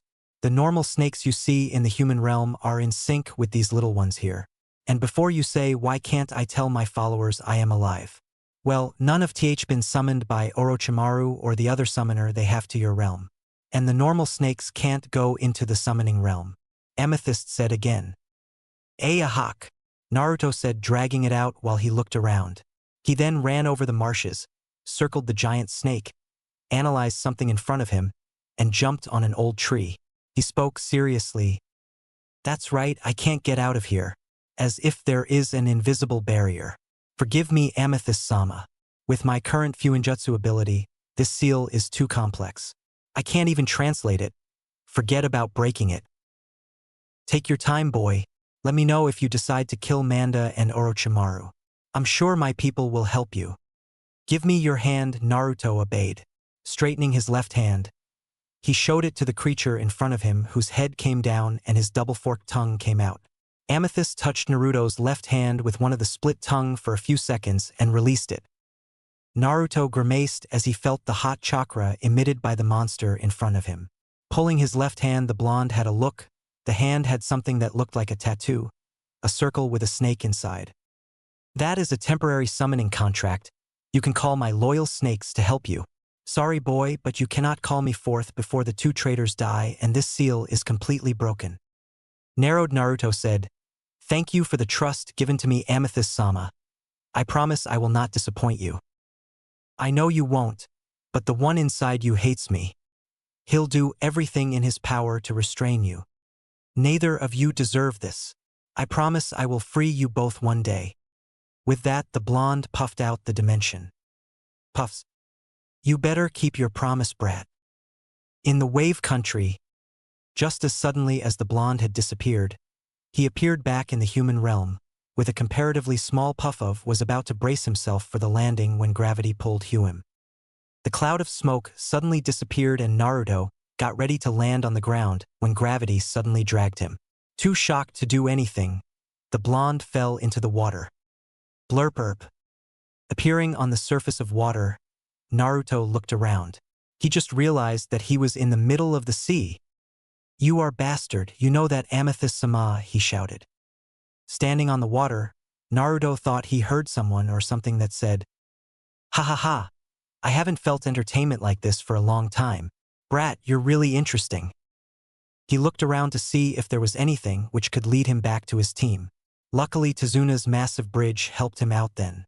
In far north, he could see the massive structure, so he ran there to meet up with his team. The next day, team number 7, except Naruto, trained again. This time, Kakashi had recovered, so he didn't need to rest as much. Sakura had mastered water walking because her chakra reserves are not too large, which gave her more than average chakra control. While Sasuke still needed some practice. Estimating he would be able to do it in 2 days, Kakashi turned his attention to the lone female of the team.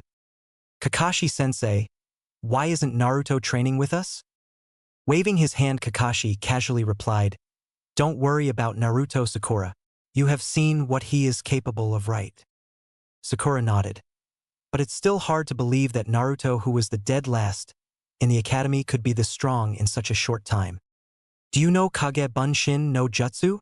Seeing him nod, Kakashi continued, "Let's say he has his own way to train. That is all I'll say." "Wait, how can Kage Bunshin to make someone strong?" Sakura's eyes widened and she said in disbelief, "To practice. But Taju Kage Bunshin no Jutsu does not become a Kinjutsu without a reason. To make 20 shadow clones require at least as much chakra as much as an elite jounin. How does Naruto have that much chakra?" "Naruto is a special case, Sakura. If you want to know more, better ask him in person." Clapping his hands, Kakashi said, "Okay, now it's time to practice. Do you know a move that can even blossom?" In the forest, Naruto walked around looking for a wide and quiet place for what he was going to do next. Satisfied with his current place, the blonde called forth as much chakra as he used in a B-rank. He then bit his finger, did a hand seal, and slammed his hand down. Cuchillose no jutsu. Puffs. A large snake, the size of the Hokage Tower with light green-colored scales and 2 horns on his head, suddenly appeared in a huge puff of smoke. "Who are you, human? How do you summon me?" he asked in a deep voice. Naruto had a hunch that the snake was a young one as he was nowhere the size of Amethyst. Naruto showed it the tattoo on his left hand, making the snake's eyes widen. "No way. Manda-sama and the elders said that Amethyst-chan was dead." The snake hissed in disbelief. Naruto raised his eyebrows and asked, "Ji-chan? Is Amethyst-sama your grandfather?" The snake nodded to the blonde's question. I don't know what your name is, human, but the mark you have got on your hand is enough proof that you have at least met him, as it can only be given by him. Naruto sat down and told the snake everything that had happened when he met Amethyst. A few minutes later, the snake nodded at the blonde and hissed, Hard to believe, but I will trust you, Naruto. You need to know that me and other supporters of Jichan at this time that the majority of the snake clans are still hiding waiting for the right moment to take over the present throne. The elders in Manda have insulted our clan and Orochimaru.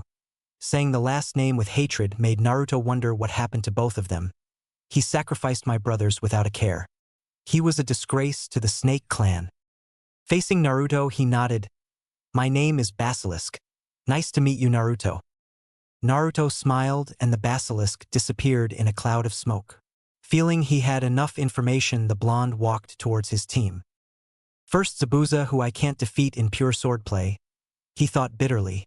The second is one of the 3 Sannin Orochimaru. I have 5 more days. I must become stronger no matter what happens, he thought as he walked deeper into the forest. Stopping near a large tree with a small river flowing beside him, Naruto made a hand seal crossed and muttered, Tahu Kagebunsin no Jutsu. Puffs. Hundreds of clones appeared in the area. I want you to be divided into 6 groups this time.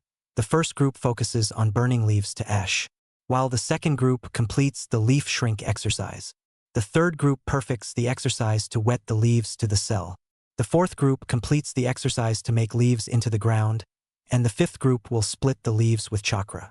And the last group will study and practice the Uzumaki Fuinjutsu scrolls, okay? Without words, the clones immediately dispersed and carried out their respective duties.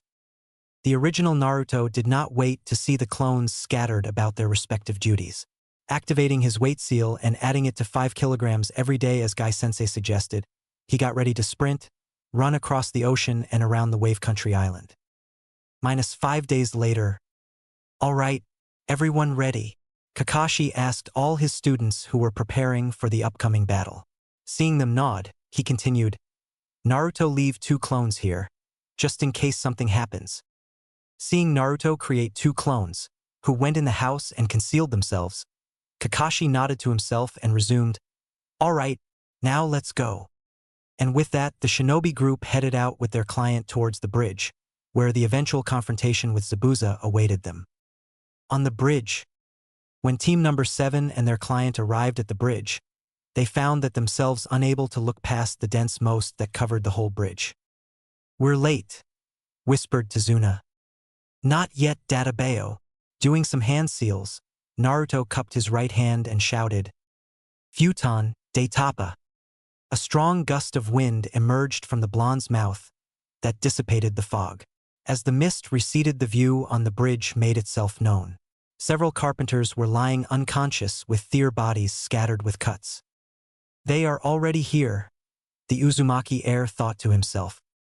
Coming to a kayak decision, Naruto made several shadow clones and transported them to a safe place. Ho-ho, Kakashi and the blonde hair. Let's start with our second round. Huh, Blondie, said a sudden voice from the end of the bridge. Looking up to the source of the sound, team number 7 saw Zabuza and the fake Hunter Nin, still donning the Hunter Nin attire. Kakashi and Naruto to face off against Zabuza, leaving Sasuke and Sakura to deal with the masked Hunter Nin. Before Zabuza could attack, Kakashi spoke up. Wait, Zabuza, we need tell you the truth. Gato plans to betray you after fighting with us. He plans to attack with his cronies after we have tired each other out or preferably killed one of the groups. The he will come to finish things, killing 3 birds with 1 stone. We don't need to fight seriously, just pretend to fight. Stalling until he appears, we can save our strength to fight him together, said Naruto, trying to resolve the situation before it got heated. Zabuza stopped running, put a large sword on his shoulder. He snorted, Heh, do you have proof of what you said, Kakashi? Even if it's true, I can't stop now. Killing a client? That will ruin my reputation. And by the who doesn't want to measure himself against the Hatake Kakashi of the Sharingan. Let's fight. Kakashi sighed and murmured, I knew it would turn out like this. Naruto gritted his teeth and tried to calm down. But yeah, if you want to stall, I can do that. Let me have a rematch with the blonde brat. He then pointed his sword towards Naruto. I, the wielder of the Kubikirabocho, decapitating carving knife/executioner's blade, challenge you to a sword duel, the demon of the mist said. No ninjutsu. No taijutsu. No genjutsu. Only pure kenjutsu. Kakashi's eyes widened. Before Naruto could speak for himself, Kakashi spoke up. I don't allow this. He is my student, I won't allow him to fight in this duel. Mama Kakashi. You're such a spoilsport. I will not kill the boy. Is that acceptable? I want your word. As a member of the Seven Swordsmen of Mist, Kakashi countered. I swear on my honor as a member of the Seven Swordsmen of Mist that I won't kill Zabuza stopped mid-sentence and quirked his non-existent eyebrows at Kakashi. Uzumaki Naruto, Kakashi chimed in. I won't kill Uzumaki Naruto. Kakashi breathed a sigh of relief and nodded to Naruto and murmured in his ears, same conditions as before. Naruto then unsealed his sword and came up to Zabuza. Maiming is fair game, Kakashi. Zabuza chuckled out. Naruto turned to Kakashi and saw him frowning slightly, but then he again nodded, giving permission to continue. Isn't this a good opportunity to prove your kenjutsu, Naruto? Kakashi gave the boy an eye smile. Kakashi-sensei, muttered the blonde while looking at his sensei. Nodding, he held his sword on a firm grip and ran towards Zabuza. Are you looking down on me, boy? Take off your weights and we will fight seriously, Zabuza said while avoiding a slash aimed at his chest. Seeing the blonde's eyes in front of him widen, he snorted. Do you think I'm stupid? I didn't know? I clearly felt the change in your speed and strength, multiplied after you released your weights. Naruto jumped back. Holding his hand seal with a ram sign, he muttered. Kai. The seals on both hands and feet glowed a little and then disappeared. The blonde felt his body become very light. Cracking his fist to the side slowly with a creak, he shouted, Prepare yourself, Zabuza. Zabuza entered his stance and snorted, Heh, as if you can dash. His words were interrupted when he suddenly instinctively raised his sword up, automatically blocking Naruto's swing. Widening his eyes, he thought in disbelief. What is this? How did he change so quickly in a week? Trusting his lifelong instincts honed throughout his shinobi career, Zabuza jumped back to avoid the side slash from Naruto. Boy, how did you get dash? So fast? Cut Naruto. Entering his stance, he said, You will not believe me, Zabuza, but the weights I had were almost 1,500 kilograms. You did a mistake thinking you could take me on. What do you think I have done for the past 5 days?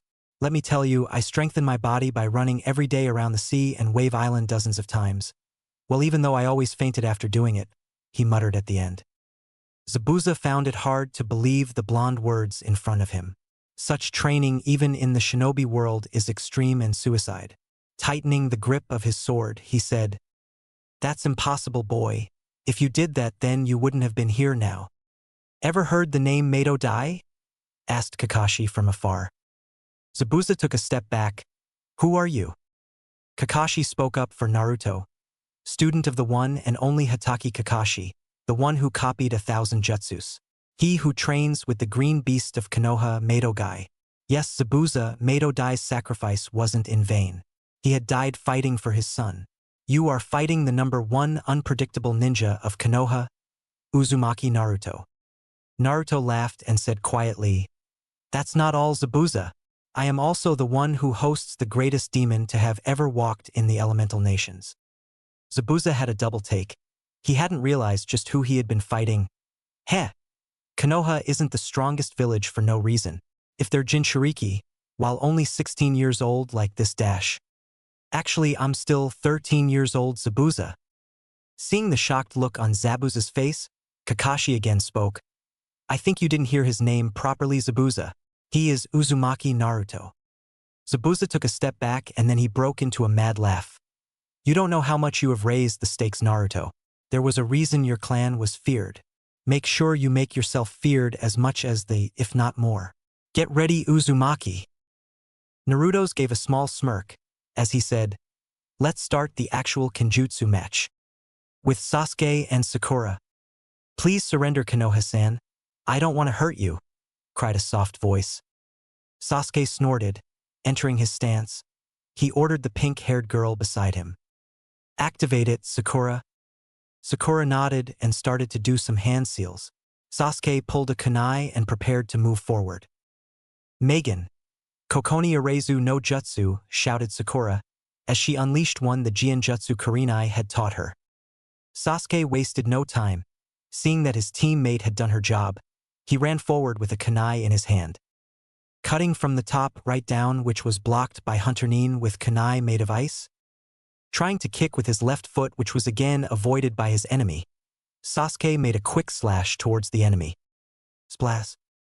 Blood came out from where Sasuke's kunai collided with his enemy's body. Puffs. And he became a tree trunk. Kawarimi? When, widening his eyes, Sasuke jumped at the right moment when his enemy threw some shuriken made of ice. Impressive, Konoha-san, but sorry, such a weak genjutsu won't be able to stop me. I have memorized this area carefully before we fought to avoid a situation like this. Sakura gritted her teeth in annoyance. Trying to stay calm, she shouted at Sasuke. Sasuke-kun, is time for Plan B. Seeing him nod, Sakura didn't waste time and immediately did a few hand seals. Megan Niju Kokoni Arani no Jutsu, completing the seal of her hand. Sakura immediately panted with some sweat appearing on her forehead. This style requires great concentration. I must be able to activate it at the right time, she thought. Sasuke, seeing that Sakura had completed the hand seals required for the jutsu, he took the shuriken from his pouch and threw it at his enemy. Shuriken Kagebunshin no Jutsu, one shuriken became dozens with Hunter Nin, who was avoiding, blocking, jumping, and doing whatever he could to not turn into a cactus. Seeing Sakura's nod, Sasuke activated his Sharingan, 2 tomo in each eye, and ran forward. Engaging the Hunter Nin in front of him in taijutsu, Sasuke threw a right punch, which was blocked by the masked Nin. Kicking his left foot, Sasuke aimed at his adversary's midsection. But the hit never landed as the Hunter Nin ducked. Sasuke improvised at the moment. He pulled up his leg and threw it down with all his body weight on it. But the Hunter Nin was smarter and much more aware of his surroundings. He jumped to Sasuke's left. The Hunter Nin threw a shuriken, which was used to his advantage by Sasuke. The young Uchiha propelled himself midair, kicking away the shuriken. In an instant he was at the Hunter Nin's right, landing a hit on the right section of his midsection. Crack. Sasuke's kick to the right waist of the Hunter Nin, which made him fly to the side. Holding the fractured right side of 1 or 2 bones with his right hand, he said, "Impossible. How could I get kicked even though I've blocked it in the appropriate place?" Except, saw his eyes widened. Sakura nodded to herself. The technique that I just used not only changed our current territory, but also changed this region, forests, houses, and the area around us as far as I could see. This is a double illusion, which means that even if he realized it, he would not be able to avoid it. Except if he could release both of them first. Hunter Nin slowly stood up, her right hand making one hand seal that made 2 members of team number 7 widen in surprise. Sensatsu Shueisho. He launched hundreds of small needles made of ice. Sasuke did a hand seal and cupped his hand in his mouth. Katan. Gukaku no Jutsu, manipulated the fire element into a wall of fire. Sasuke's jutsu made hundreds of ice needles boil when they collided with it, unable to penetrate the fire wall. Seeing that his jutsu was nullified, Haku made another hand seal. Hijitsu. Makyu Hyosho, dozens of ice mirrors suddenly formed surrounding Sasuke and Sakura, who couldn't respond in time. Sasuke gritted his teeth. He did several hand seals and launched a large fireball at one of the ice mirrors. Hunter Nin shook his head at the actions of the black-haired ninja. In vain, Konoha-san. This wall ice is even stronger than iron. Your jutsus won't be able to penetrate it. As if to prove his words, Sasuke's fireball dispersed at that moment, revealing the pristine mirrors. Preparing a few senbon between his fingers, he said goodbye and threw them down on the team number 7 members. On the bridge. Clang, clang, clang. The sound here and there between the 2 swordsmen made Kakashi a little unnerved. Even with the active Sharingan, he had difficulty seeing the serious fight between Zabuza and his student. Naruto, You are truly extraordinary. But of course Zabuza is a former member of the Seven Swordsmen Kirigakure. He thought to himself. Kakashi watched as Zabuza continued to be on the offensive. Zabuza slashed at the blonde from the top, which was blocked by the blonde. Kicking the blonde, Zabuza made a false move to slash from the left side, which was blocked by Naruto. Zabuza tried to push his sword with more strength, but he could not do it. I can't think that Naruto is this strong. I'm really grateful that I recommended him to Guy, Kakashi thought, seeing his young student keeping the demon of the mist on his toes. The match continued for several minutes with hundreds of movements, ranging from avoided slashes, stabbing blocked, etc. A few minutes later, a small sweat began to appear on Zabuza's forehead and he began feeling fatigue for the first time. Damn, I haven't trained my body in a long time. Against Jinchuriki, I can't hope to win in endurance, he thought as he blocked the blonde's sword slash, which made him retreat a few centimeters. And what is this crazy power? He's like Kisame, he thought, shocked. Naruto, who saw Zabuza's movements getting slower, tried to something new by stabbing Zabuza's front, which blocked by Zabuza, as he thought. Trying to kick with the right foot, avoided by jumping to the side. Naruto made a circular motion and tried to slash from the side, which was again blocked by Zabuza's large sword. Pulling his sword and making a slash from above that would be ready to be blocked by Zabuza if not Naruto changed his movements, with Zabuza's hand raised up indicating that he was ready to block the blonde slash. Naruto made his maximum speed and stabbed his sword forward and slash. Blood was pouring from Zabuza's left shoulder, which made him loosen the grip on his sword. Naruto made a continuous slash on the right, left side of Zabuza, whose movements were really starting to slow down.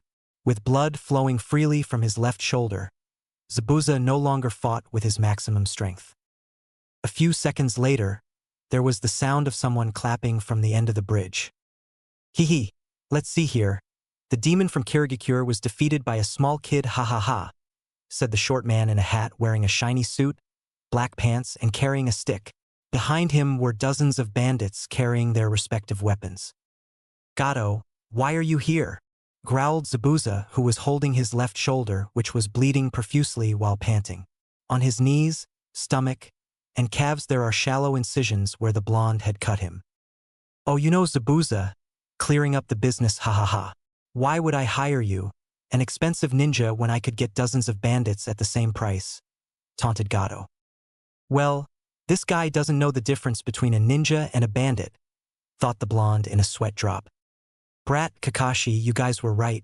Let us stop this fight. But yeah, Brat, you're no more an amateur.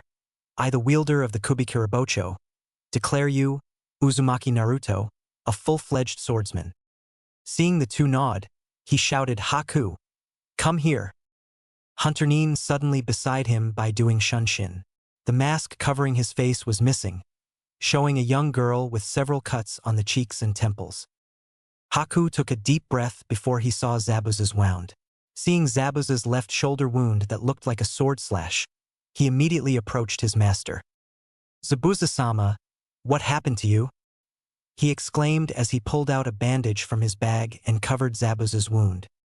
That blonde boy, Zabuza said, between his panting breaths. Haku then looked at Naruto with disbelief. Naruto-san, I knew you were strong, but you managed to defeat Zabuza-sama, a member of the Seven Swordsmen of Kirigakure, in a pure kenjutsu battle. We will stop our battle with the Konoha ninja. Gato has betrayed us? Zabuza exclaimed, stopping Haku's focus as he saw Naruto scratching the back of his head. It's nothing, Haku-san. Zabuza's skill is still above me. My advantage that he doesn't have my strength and speed. But still, murmured Haku, who now saw Naruto in a new light. Sasuke, carrying an unconscious Sakura on his shoulder, landed beside Kakashi panting. He had received various minor injuries due to the incision of sharp objects on the cheeks, ears, left hand, and lower calf. As for Sakura, well, she fainted due to chakra fatigue, reported Sasuke to Kakashi, who saw Sakura. Kakashi nodded and turned his attention in front of him. Gato looked in front of him and he frowned slightly. He understood that his plan had not succeeded, seeing Zabuza and his students still alive. But he grinned at his bleeding shoulder. Well, at least the Konoha ninja has hurt him. he thought, looking at the blonde. Seeing that all his targets had gathered in front of him, he shouted, "Attack!"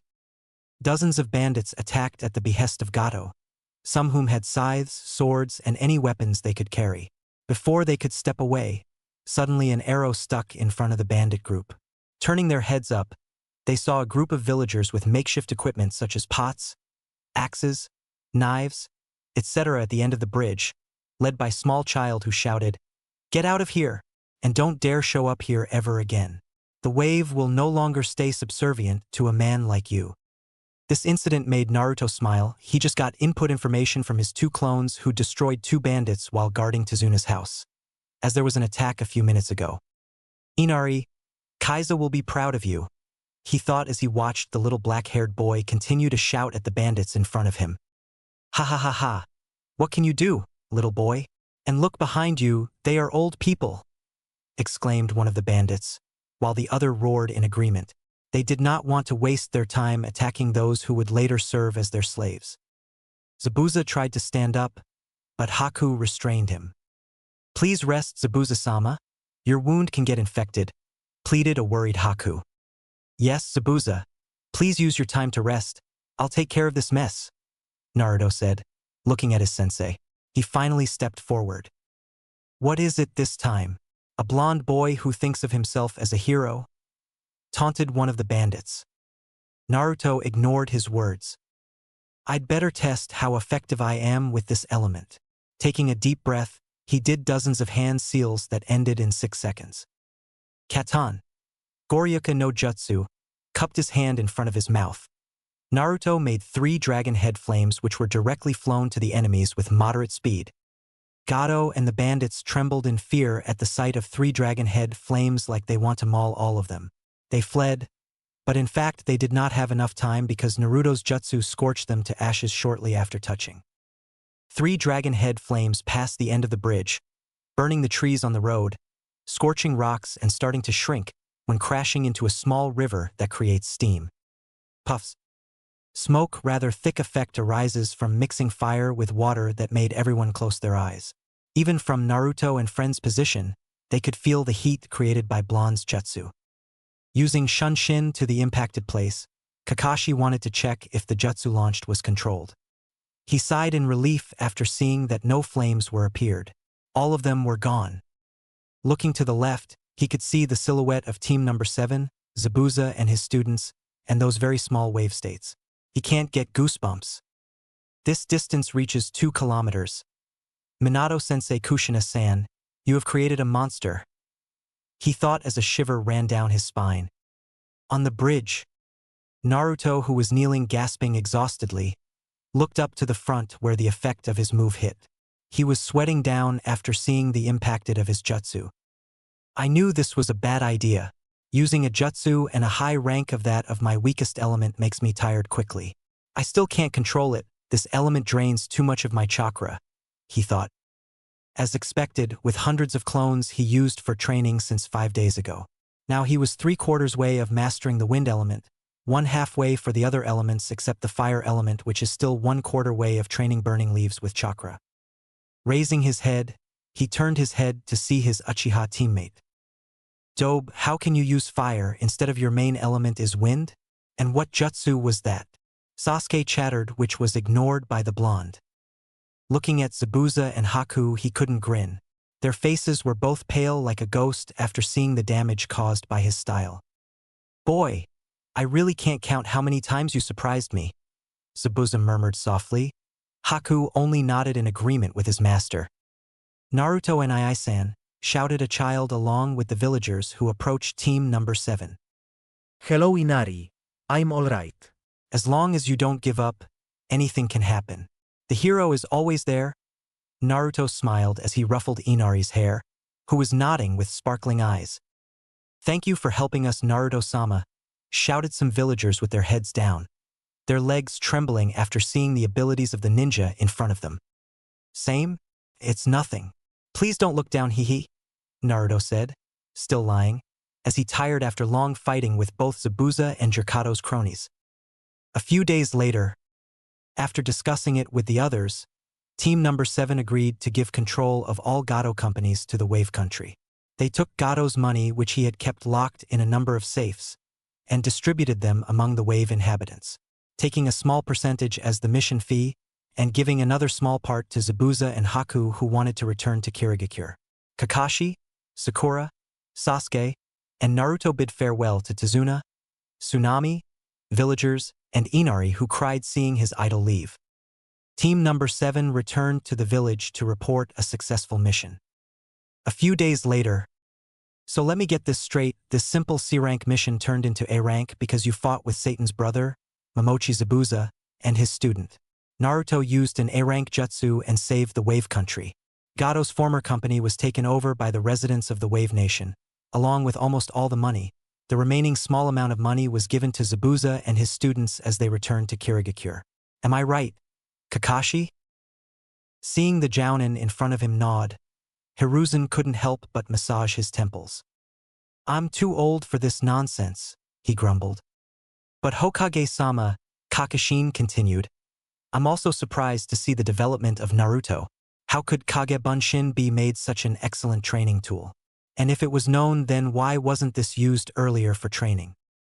Lighting a pipe, the old Sarutobi inhaled and exhaled made a fog filling the room, but ignored by Kakashi. Hiruzen then answered, Kage Bunshin is a B-rank forbidden jutsu made by Tobarama-sensei. Normal ninjas under Jounin's rank are prohibited from using this jutsu because it requires a lot of chakra to make one clone. Even Jounin is restricted from using it for more than 7. Normal people who think like normal, it is certainly not possible to use this style of training, even to make this jutsu as an exercise to be unthinkable by anyone. The large-scale version, Taju Kage Bunshin no Jutsu, is for only a shinobi with a minimum of Kage-level chakra reserves using it. Even it will make them tired quickly. Especially special people like Jinchuriki, Kisame with the nickname of the Tailless Bijou, Uzumaki, and Hashirama-sensei could maximize this jutsu if they know the secret. In fact, no one in history has used this style in such an intense tempo as Naruto. By having the strongest Bijou in his stomach, a descendant of Uzumaki who were close relative of the Senju. He is endowed with unlimited potential and he is practicing to maximize that potential. Kakashi, he looked into Kakashi's eyes as Hiruzen said, maybe we will see a real monster in the future. Kakashi shuddered, nodded. He said, thank you for your time, Hokage-sama, and left Hiruzen with his thoughts. The third Hokage looked at Minato's portrait and thought sadly, Minato, if you were still alive, you would be proud to see your child. XXX. How was it?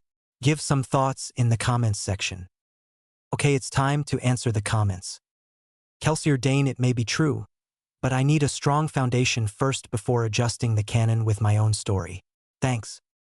Chunky Funky Monkey, I want to maximize Naruto potential here, therefore at least he can do is basic shinobi skills and Kenjutsu is an exception. Thanks. Author's note. Ho ho, are you surprised by summoning Snake? I chose the snake because besides it was cool and the power of the hidden clans had not been maximized on the canon. Don't worry, he would continue practice and meet Jiraiya later. Yes, Amethyst and Basilisk are OC. Jutsu list. Suetun, Mizurappa, Water Release, Wild Water Wave, C rank.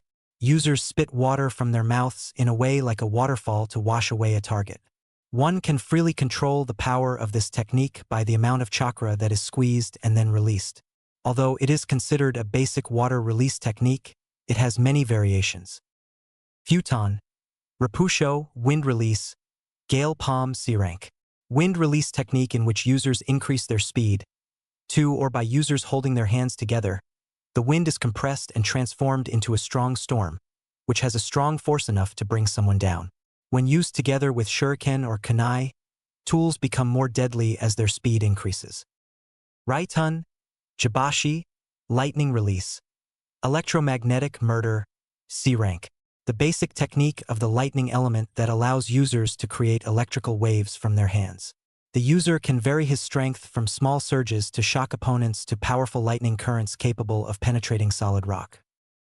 Suetun, Suryuden no Jutsu, Water Style, Water Dragon Technique, B rank. Users manipulate water into dragon shapes, which they then aim at targets. The water hits the target, causing significant physical damage. Ideally, users will use pre-existing water bodies for this technique, but users who are skilled enough can actually make their own water, spitting dragons out of their mouths. The more talented the user is, the greater the amount of water that a dragon can produce. Raitun. Raryuden no Jutsu, lightning style. Lightning dragon technique, B rank. Is basically the same as Suitun. Suryuden no Jutsu. The only difference lies in the element used, namely lightning, not water. Kuchios no Jutsu, summoning jutsu C rank. To truly summon animals, users use a portion of their blood into their hands to sign contracts. Usually they bite one of their fingers to do this, but blood from a wound elsewhere in their body can also be used. They pressed 5 fingers to the ground and channeled chakra into the hand, calling the animal to that location. The bigger the animal that is summoned, the more chakra is used. Futon. Daitapa, wind release, great breakthrough, C rank. The user blows the wind out of their mouth, blowing whatever is in front of them. The technique itself is quite simple, but its strength varies significantly depending on the user's skills and how strong they make the wind. Megan. Kokoni Arisi no Jutsu, demonic illusion. False surroundings technique, C rank. This technique coats the illusion above a location, making it look like a different location. Because of how wide an area of illusion can be placed, which in turn makes it easy to deceive others. Anyone who enters that area will be affected by the illusion and see the wrong location. Megan. Niju Kokoni Arisi no Jutsu, demonic illusions. Double false surroundings technique, B rank. This technique places another illusion inside another illusion created by the user. When the target eliminates the first illusion, they will not realize that the second is in its place. Shuriken. Kage Bunshin no Jutsu, Shuriken Shadow Clone Technique, A rank. This technique was invented by Hiruzen Sarutobi, showing his title as Professor with conceptualization and efficiency. After throwing a single shuriken, the user duplicates it with their chakra, in the same way as the shadow clone technique makes a user's copy. Making clone shadows is already difficult on its own, but specifically duplicating dead objects is even more difficult. Sensatsu Shueisho, 1,000 flying water needles of death, B rank. The user makes 1,000 long needles from the nearest water, which surrounds the target. The user carefully points the needle at the target and shoots it at fast speed. The target punctured by a needle has a significant injury. Hijitsu. Makyu Hayusho, demonic mirroring ice crystal, BA rank. This technique is carried out with the damned Kekiai Genkai of the Yuki clan. Haku creates several large mirrors of ice, which surround the target. By inserting one of these mirrors, Haku's reflection will appear in all of them. Haku can travel between these mirrors instantly, giving the impression that he occupies all of them simultaneously. Thus, every attack he makes from this mirror, usually a quick shot from a senbon being thrown, can overwhelm your opponent, apparently coming from each mirror at once. Katan. Goryuka no Jutsu, fire release. Great Dragon Fire Technique, BA rank. The user compresses a large amount of chakra built up inside their body and changes it into a dragon head-shaped fireball. The user then skillfully manipulates that great fire and attacks their opponent. Even outside of the attack range, its power and reliability are stressed. The flames have a high temperature, which can create an upward movement of air currents, which in turn can give rise to thunderclouds. A master of this technique can fire off several flames in succession, and anyone caught in the technique could potentially be reduced to ashes. The more chakra used, the more devastating effects caused. The next day, Kakashi had given his team a few days off after their first C-rank mission, which turned into an A-rank in no time. After not having the luxury of resting at his house for several days, the first thing Naruto did was, he fell on his bed headfirst. "Ah, I'm so tired. This is what happens when you try to pull off a jutsu you haven't had the time to test. That drained me of almost all my chakra. I knew it was a bad idea, but I wanted to try it too. I better not use that jutsu anytime soon. First of all, I need to master that element before I do a stunt like this again," he murmured as he stared into the vastness of the ceiling in his room. Unbeknownst to others, the fire jutsu that Naruto used before was in the Jounin section. It was a completely unorthodox for him trying uncompleted jutsu directly in the real life. What if instead of one dragon head flame, he created 3 of them? How would it affect the jutsu and the chakra cost? How much chakra control would it need? Now, the blonde had answers to those questions, but still, he was regretting it. Of course, the manipulation of nature to make the elements bend its knees was very difficult. Why else would it be taught only after making Chunin? Also, one of the requirements to become a jounin is to master at least 2 elements. To think that a genin that hadn't been out of the academy for even 6 complete months had at least known to use all the elements was no less than amazing. Well, I wouldn't have come this far without Kage Bunshin, he thought. By making one shadow clone, someone can learn something doubled at one time. Imagine if that person made 500 shadow clones every day, what would happen? The person will feel that he has practiced for several years even though only one day has passed. It doesn't even count on the other abilities of this jutsu. If one of the clones dissolves, then not only the original Naruto gets the memory, but also the other shadow clones which speed up any process many times. The reason shinobi don't use this jutsu is because only a few people know the secret of this jutsu as told by Hiruzen to Kakashi in the previous chapter. The chakra cost to make one shadow clone is massive. After all, there was a reason why this jutsu became a forbidden jutsu. There is no such thing as exaggeration, as long as we live in this bloody shinobi world.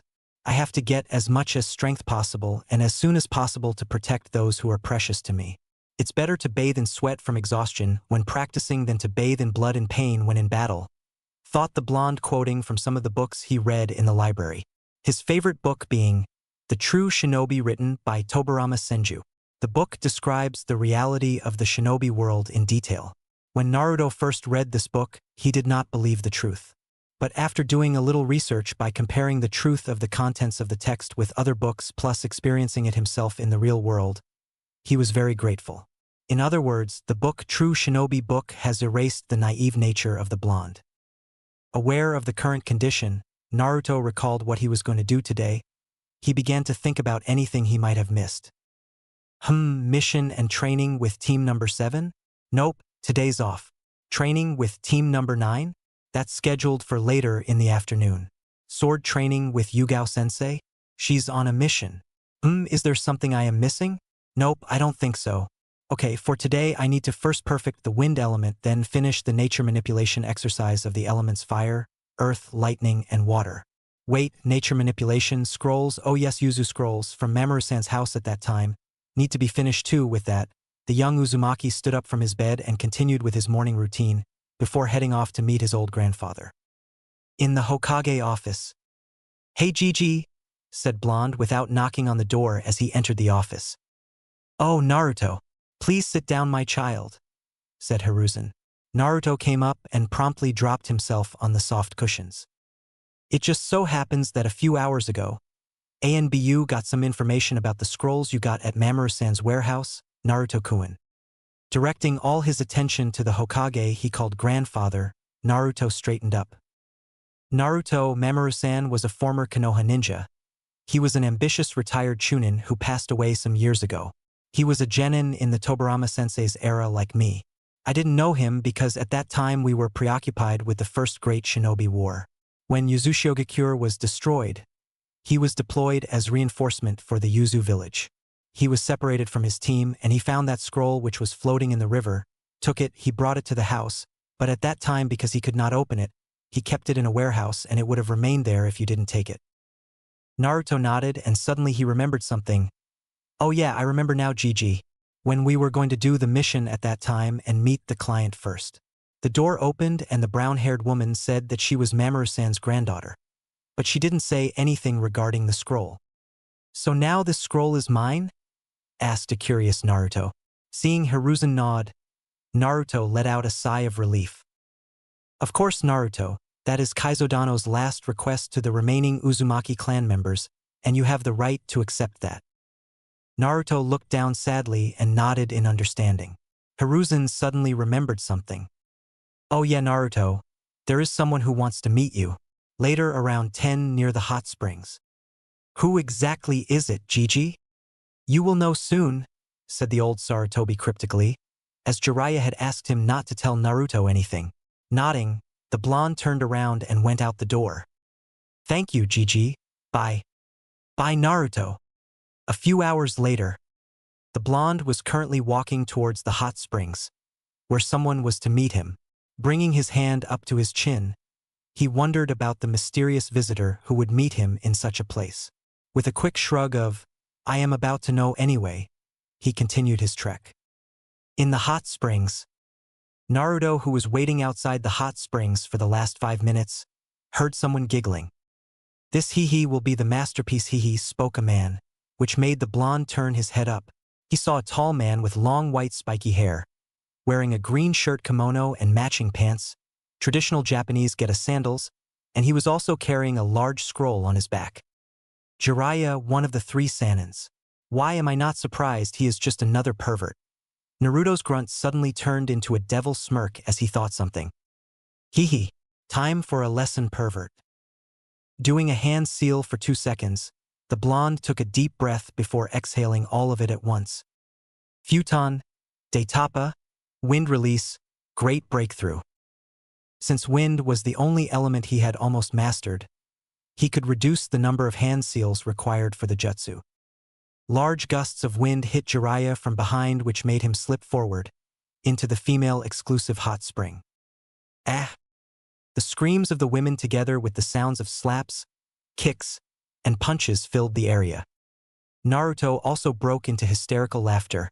He rolled on the ground while tears rolled down his whiskered cheeks. Ha ha ha ha ha ha ha. The mad laugh of the blonde stopped when he heard an annoyed man question him. Stop that, brat. Don't you know who I am? Naruto slowly stood up and dusted his clothes, looked at Jiraiya, and he snorted. That is the punishment for being a pervert, Jiraiya-san. Hearing this, the man now known as Jiraiya's jaw dropped. Now he couldn't execute his special introduction dance / whatever it was. You know me, that doesn't mean I do too, Jiraiya asked cryptically. Naruto, Uzumaki Naruto. So he is more mature than he looks. God, he is just a carbon copy of you. Minato? Jiraiya thought to himself while looking at Naruto. After intensive training, besides gaining a few centimeters, Naruto has also changed a bit in terms of appearance. He now wore the same attire he used on missions, gray shirt, long black pants, shinobi sandals, and fingerless gloves on both hands. But the most striking change is that his hair was a little longer, the front split bangs.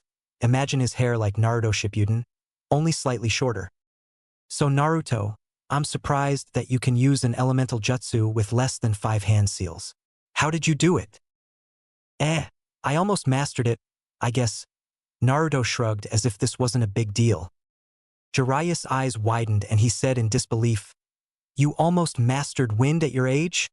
You have split leaves in half using chakra? He asked with a hint of surprise. Naruto nodded. Split a waterfall? Seeing Naruto once again nod, Jiraiya again asked, But how come? If I am not wrong, you just graduated from the academy, right? Naruto raised a finger and said, Kage Bunshin. Jiraiya's eyes once again widened. Silence for a few seconds, then Jiraiya shook his head. You will leave Minato in the dust, brat. But I don't need to inflate your already bloated ego, do I? Alright, brat, I admit it is not a normal feat, but it isn't too surprising too. After all, Kakashi came up with his original jutsu around your age. What is amazing is that you have piqued my interest. What I'll be teaching you, you will never find in any scrolls, nor can someone else teach them to you except me. This time Naruto's eyes widened. Will you train me? Jiraiya nodded with a quick, follow me. A few minutes later, the two stopped at a training ground on the edge of Konoha. It was a wide plain with lots of trees around it. There was also a huge waterfall not far from their position. In conclusion, it was a nice and peaceful training ground. All right, Naruto, I'll teach you something extraordinary. Taking off the large scroll on his back, Jiraiya opened it and put it in front of Naruto. Cut your finger a little and put it her dash. Is this a summon contract? Naruto chimed in suddenly, to which Jiraiya nodded. I'm sorry, Ero-sensei, but I already have one, Naruto exclaimed suddenly, which made Jiraiya raise a curious eyebrow, not because of the nickname but because of the last thing. Do you have one? What animal, kid? Snake. Jiraiya's eyes narrowed suspiciously, as he said seriously, Naruto, don't joke with me. There are only 2 people in this world who can summon them, and I doubt any of them will be willing to make you a sumo dash. Deciding that showing it straight was the best way, Naruto bit his thumb, let his blood bleed out, did a few hand seals and slammed his hand on the ground. Kuchiyose no jutsu, summoning jutsu. Smoke covered the area for a few seconds and a black cobra double the size of the older man in the clearing appeared. Jiraiya, who was still ranting about how ridiculous the idea of the blonde being a snake summoner was, fell back on his ass in shock. Greetings, Naruto-sama. I have found out about you from Basilisk-sama. What can I do for you? The snake hissed just as he came. Oh, what is your name? Severus. Okay, Severus. I was just showing Ero-sensei there, while pointing at Jiraiya, that I already have a summon contract. The cobra snake hissed in understanding, turned to face Jiraiya, he hissed. Use mesmal like a frog. I don't like it, and don't steal our summoner. Which made both Naruto and Jiraiya sweat drop. Well, that explains why I didn't jump in excitement when I told ya. Jiraiya slowly stood up while hinting at Naruto to disperse his partner, who in turn nodded to the reptile. Puffs. With that, Severus returned to his realm. Most people will kill each other to have a frog summoning contract, you know? Naruto shrugged his shoulders, which made Jiraiya let out a resigned sigh. Naruto, I have to say, in the short time I have met you, you have surprised me a lot. But with this, I won't be able to teach you the Toad Sage mode. You will have to find out for yourself with the snakes, he thought sadly. Clapping his hands to restore his confidence, Jiraiya said, Okay, so, next what we have is an extraordinary super amazing astounding jutsu. Now see. Jiraiya walked toward the tree, and just as he extended his hand outwards, thin strings of chakra appeared, shaping into a tight ball. The ball of chakra slammed into the tree, reducing it to twigs and splinters. Bum. Whoa. Jiraiya grinned at Naruto's reaction. That was amazing, compressing chakra into a ball of destruction. Naruto marveled at the fast disappearing mass of chakra in Jiraiya's hands. This is what is known as the Rasengan. It's the Yandame's original jutsu. He taught it to me, and I will teach it to you. Naruto nodded in understanding. Thank you, Ero-sensei. As if remembering something, Naruto suddenly took a small scroll in his pocket and gave it to Jiraiya, who took it with widened eyes. Can you help me with that later, Ero-sensei? I read in a bingo book that you are a Fuinjutsu expert. Where did you find this book, Naruto? It comes from a long-destroyed clan. Naruto sighed and explained everything to Jiraiya, who nodded in understanding. Okay, but you have to focus on Rasengan first because it's not easy. After mastering it we can learn turn to Fuinjutsu, do you understand? Naruto nodded. He then made a familiar hand seal. Tajuu Kage Bunshin no Jutsu, multiple shadow clones jutsu. And this is the beginning of the training as well as the bond that was to form between the two. The days of being in the same place. The gentle breeze made the leaves in the trees sway, smooth and constant like there was no external interference with their movements. Near the vast land is a waterfall that casually hits dozens of tons of pressure, grinding countless of any objects through it into invisible ashes. But the serenity of the area was broken by a loud explosion. Bum. The explosion, not far from the waterfall, was heard. If we look closely, a tall man with white spiky hair is bending over, taking his hand off the ground with holes a few meters around the impact, straightening his body. This man then ran quickly and punched with his right hand to the opponent's head in front of him, who easily blocked and retaliated with a side blow. Knowing that he did not want what happened to him when he blocked again, this man ducked, turned, and tried to knock his opponent's leg, which turned out to jump a little up and do an axe kick from that position. Having no time to escape, this man brought his 2 hands that glowed blue up in the form of X. Automatically there was a collision between the two. Thinking that now was his chance, he pulled his right hand back and did an uppercut that hit the opponent's palm after positioning it under his chin. It turned out that his tactics were unsuccessful. His hand was gripped with all his might by his opponent and this white-haired man was slammed in the opposite direction. Pulling a kunai and putting it on the neck of the toad Sannin made him swallow nervously. Good job, Naruto.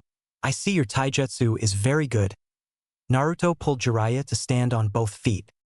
Well, I'm not that surprised, since you were trained by the greatest taijutsu user in Konoha of not the whole world, said Jiraiya flatly, which made Naruto rub the back of his head shyly. Hehe, it's not that good. I know that you aren't even serious, Ero-sensei. The grinning Jiraiya was enough to answer his question. Trying to get some rest, the blonde wiped off the sweat from his forehead, then sat down and straightened his legs after the long spar. They had decided together to test the blonde one-on-one for physical combat and estimate his current level. Around the two of them were hundreds of identical people like the blonde sitting. Each of them held an ink brush and was scribbling something on paper. Each of their faces scrunched up in concentration. Naruto decided that he would practice Fuinjutsu with Ero-sensei after their first meeting 2 weeks ago. Apparently, there was a very formidable reason as to why Fuinjutsu experts throughout the world can be counted on the fingers, because this art is very difficult. Even for those who should have a talent for this art, one cannot do anything before perfecting their kanji strokes first. And that was what the blonde did day after day.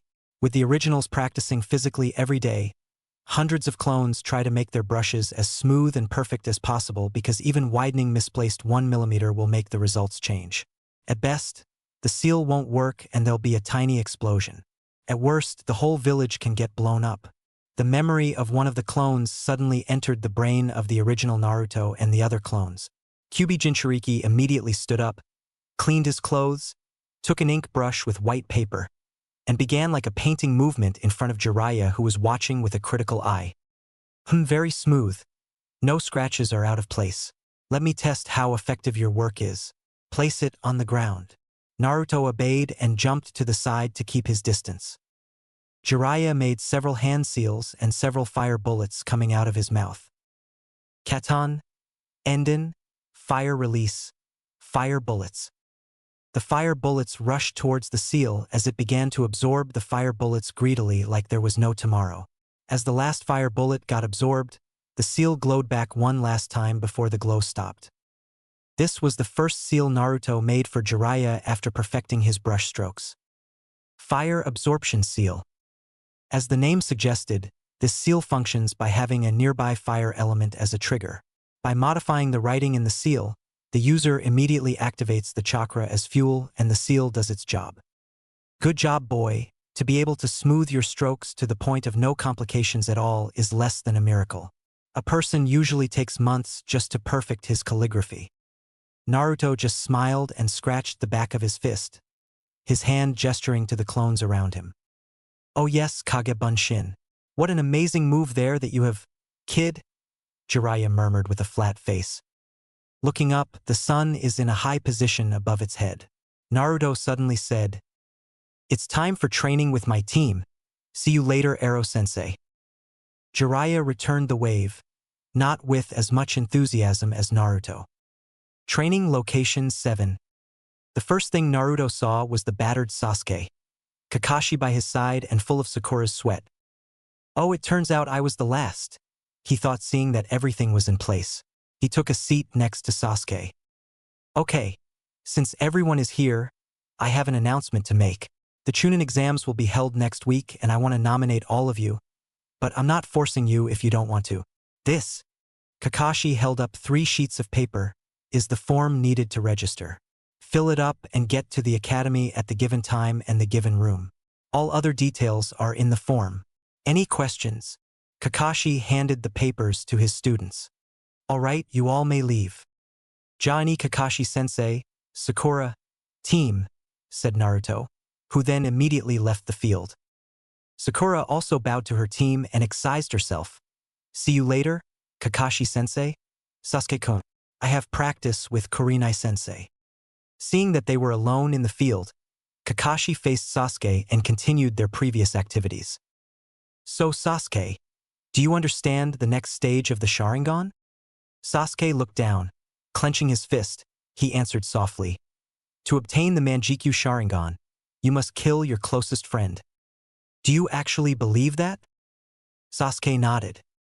That's wrong, Sasuke, Kakashi said in an emotionless voice. The young Uchiha's head suddenly jerked as he turned to face his teacher. What? But that's what Itachi told me, that night. Kakashi shook his head in disappointment. And you believed him? Don't you need to look for information about that? How could you trust him to give you the truth without any ulterior motives?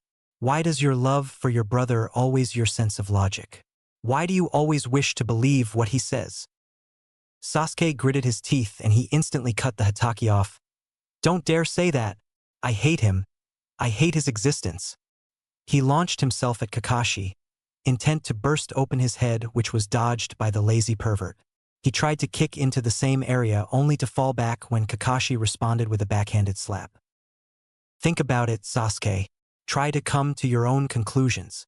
Don't believe anyone readily. Look underneath the underneath.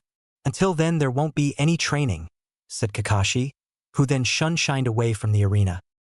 Rubbing his swollen cheeks, Sasuke walked home pondering over what he had learned today. The lightning element manipulation exercise he did this morning before they moved to the topic of the Sharingan. I'll ask the Hokage tomorrow, he thought. After all, who is more knowledgeable than the professor himself? Training ground #8. Sakura, remember what I said just now. The speaker paced back and forth as she spoke. The woman with long black hair and sparkling red eyes. She wore a red and white cross shirt. She was the infamous Yuhi Kurinai, Konoha's genjutsu expert. Ai-sensei. Calm the body, regulate the flow of breath, and discard thoughts that are not useful, said the pink-haired girl who was currently seated cross-legged with her hands resting on her knees. Kurinai nodded in agreement, then raised her index finger and ring finger. How many fingers do you see, Sakura? Sakura felt the flow of foreign chakra entering her system. Taking a deep breath, she tried to regulate the flow of her chakra. A little push and Sakura felt her chakra flow back to normal. "2 sensei," answered the pink-haired girl. The genjutsu mistress allowed a small smile to grace her lips. At the meeting, they were in one of the unofficial training grounds, the forest on the borders of Konoha. The reddish-yellow hue of the sky and the long shadow gave an ethereal glow to the sunset, making it seem much more beautiful. All of her friends had progressed tremendously. They were no more the same delusional ninja to be. Sakura also wanted to become stronger, so that she isn't a burden on her teammates and comrades anymore. Since Kakashi was focusing on Sasuke and Naruto had found himself a teacher too, she was left alone to train. Kakashi had suggested her to find Yuhi Kurinai, Konoha's genjutsu expert. Initially, when she had approached her, Kurinai was reluctant to train the young kunoichi, since she already had a team to mentor. But a whole lot of begging and pleading, she did agree to teach the young pinkette on 2 conditions. First, that she stop dieting and take the career of a kunoichi seriously. And second, that she must train on her own too. As a teacher, she could only guide her. The hard work was all hers to do. Also, since Kurinai had a team to train, as well as Sakura had team to attend, so they only trained in the afternoons. The beginning of day at the Hokage office. The sun had just arisen atop the horizon. Konoha was jostling and bustling with its daily activities. Sarutobi Hiruzen, the Sandaime Hokage, the professor, and the grandfather of Konoha just entered his office and took his favorite place by the balcony. Relaxing into the cushioned chair, he took in the sight of an early morning Konoha. The tranquility and peace that was spread over the village gave the old Hokage an odd sense of peace. The village he had sworn to protect was prospering. The view of the villagers opening up the stores, getting ready for work made the Hokage's day. Having a look at his precious village gave him the energy to keep going. After all, who doesn't get bored? Sitting a dozen hours a day dealing only with a never-ending pile of paperwork? Oh, how he longed for his youth. The battle adrenaline. The thrill of duel, all that had been long lost to the aging Sarutobi. He, the only shinobi who could use all 5 elements with proficiency, had been reduced to a shell of his former self. He, the one who all his comrades consulted before implementing a strategy or plan, was now a mere paper pusher. He who had been selected to be the successor of the Senju Tobarama, who had been given the moniker professor, now spent away all his years stamping and signing papers, without having any time for himself or his family. The will of fire surely burns strongly in the new generation of Konoha, Hashirama-sensei, Tobirama-sensei. They will make us proud, he thought to himself, quoting Hashirama-sensei's favorite sentence. Saru, remember this. Every generation surpasses its preceding generation and leaves them in dust. I'm sure the next generation will also do the same. When he thought about the new generation, a certain blonde made himself known in his mind.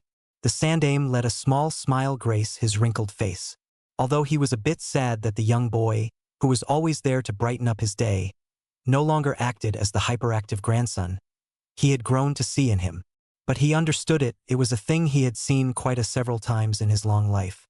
He just hoped the boy would keep some part of his enthusiastic self even after facing the dark reality of the life of a shinobi. He was maturing and at an amazing pace. His reverie was interrupted when he heard the sound of knocking on the door. Curious as to who wanted to meet him this early in the morning, he gave permission to enter. And to his surprise, Uchiha Sasuke entered the room rather nervously. After all, in front of him was the strongest person in the village. Black-haired Uchiha bowed. Hokage-sama. Oh, Sasuke-kun. Take a seat. The raven-haired Uchiha obeyed and proceeded to sit in the chair in front of the Hokage desk. So, is there any specific reason you are here to greet me this fine morning? Sasuke nodded. Taking a deep breath, he asked to the point, Hokage-sama, do you know the next stage of the Sharingan? Hiruzen raised his eyebrows curiously. I wonder what exactly he wants to know about. Sasuke realized that the Hokage wouldn't answer until he was direct and to the point in his question. So he added, is it true that we,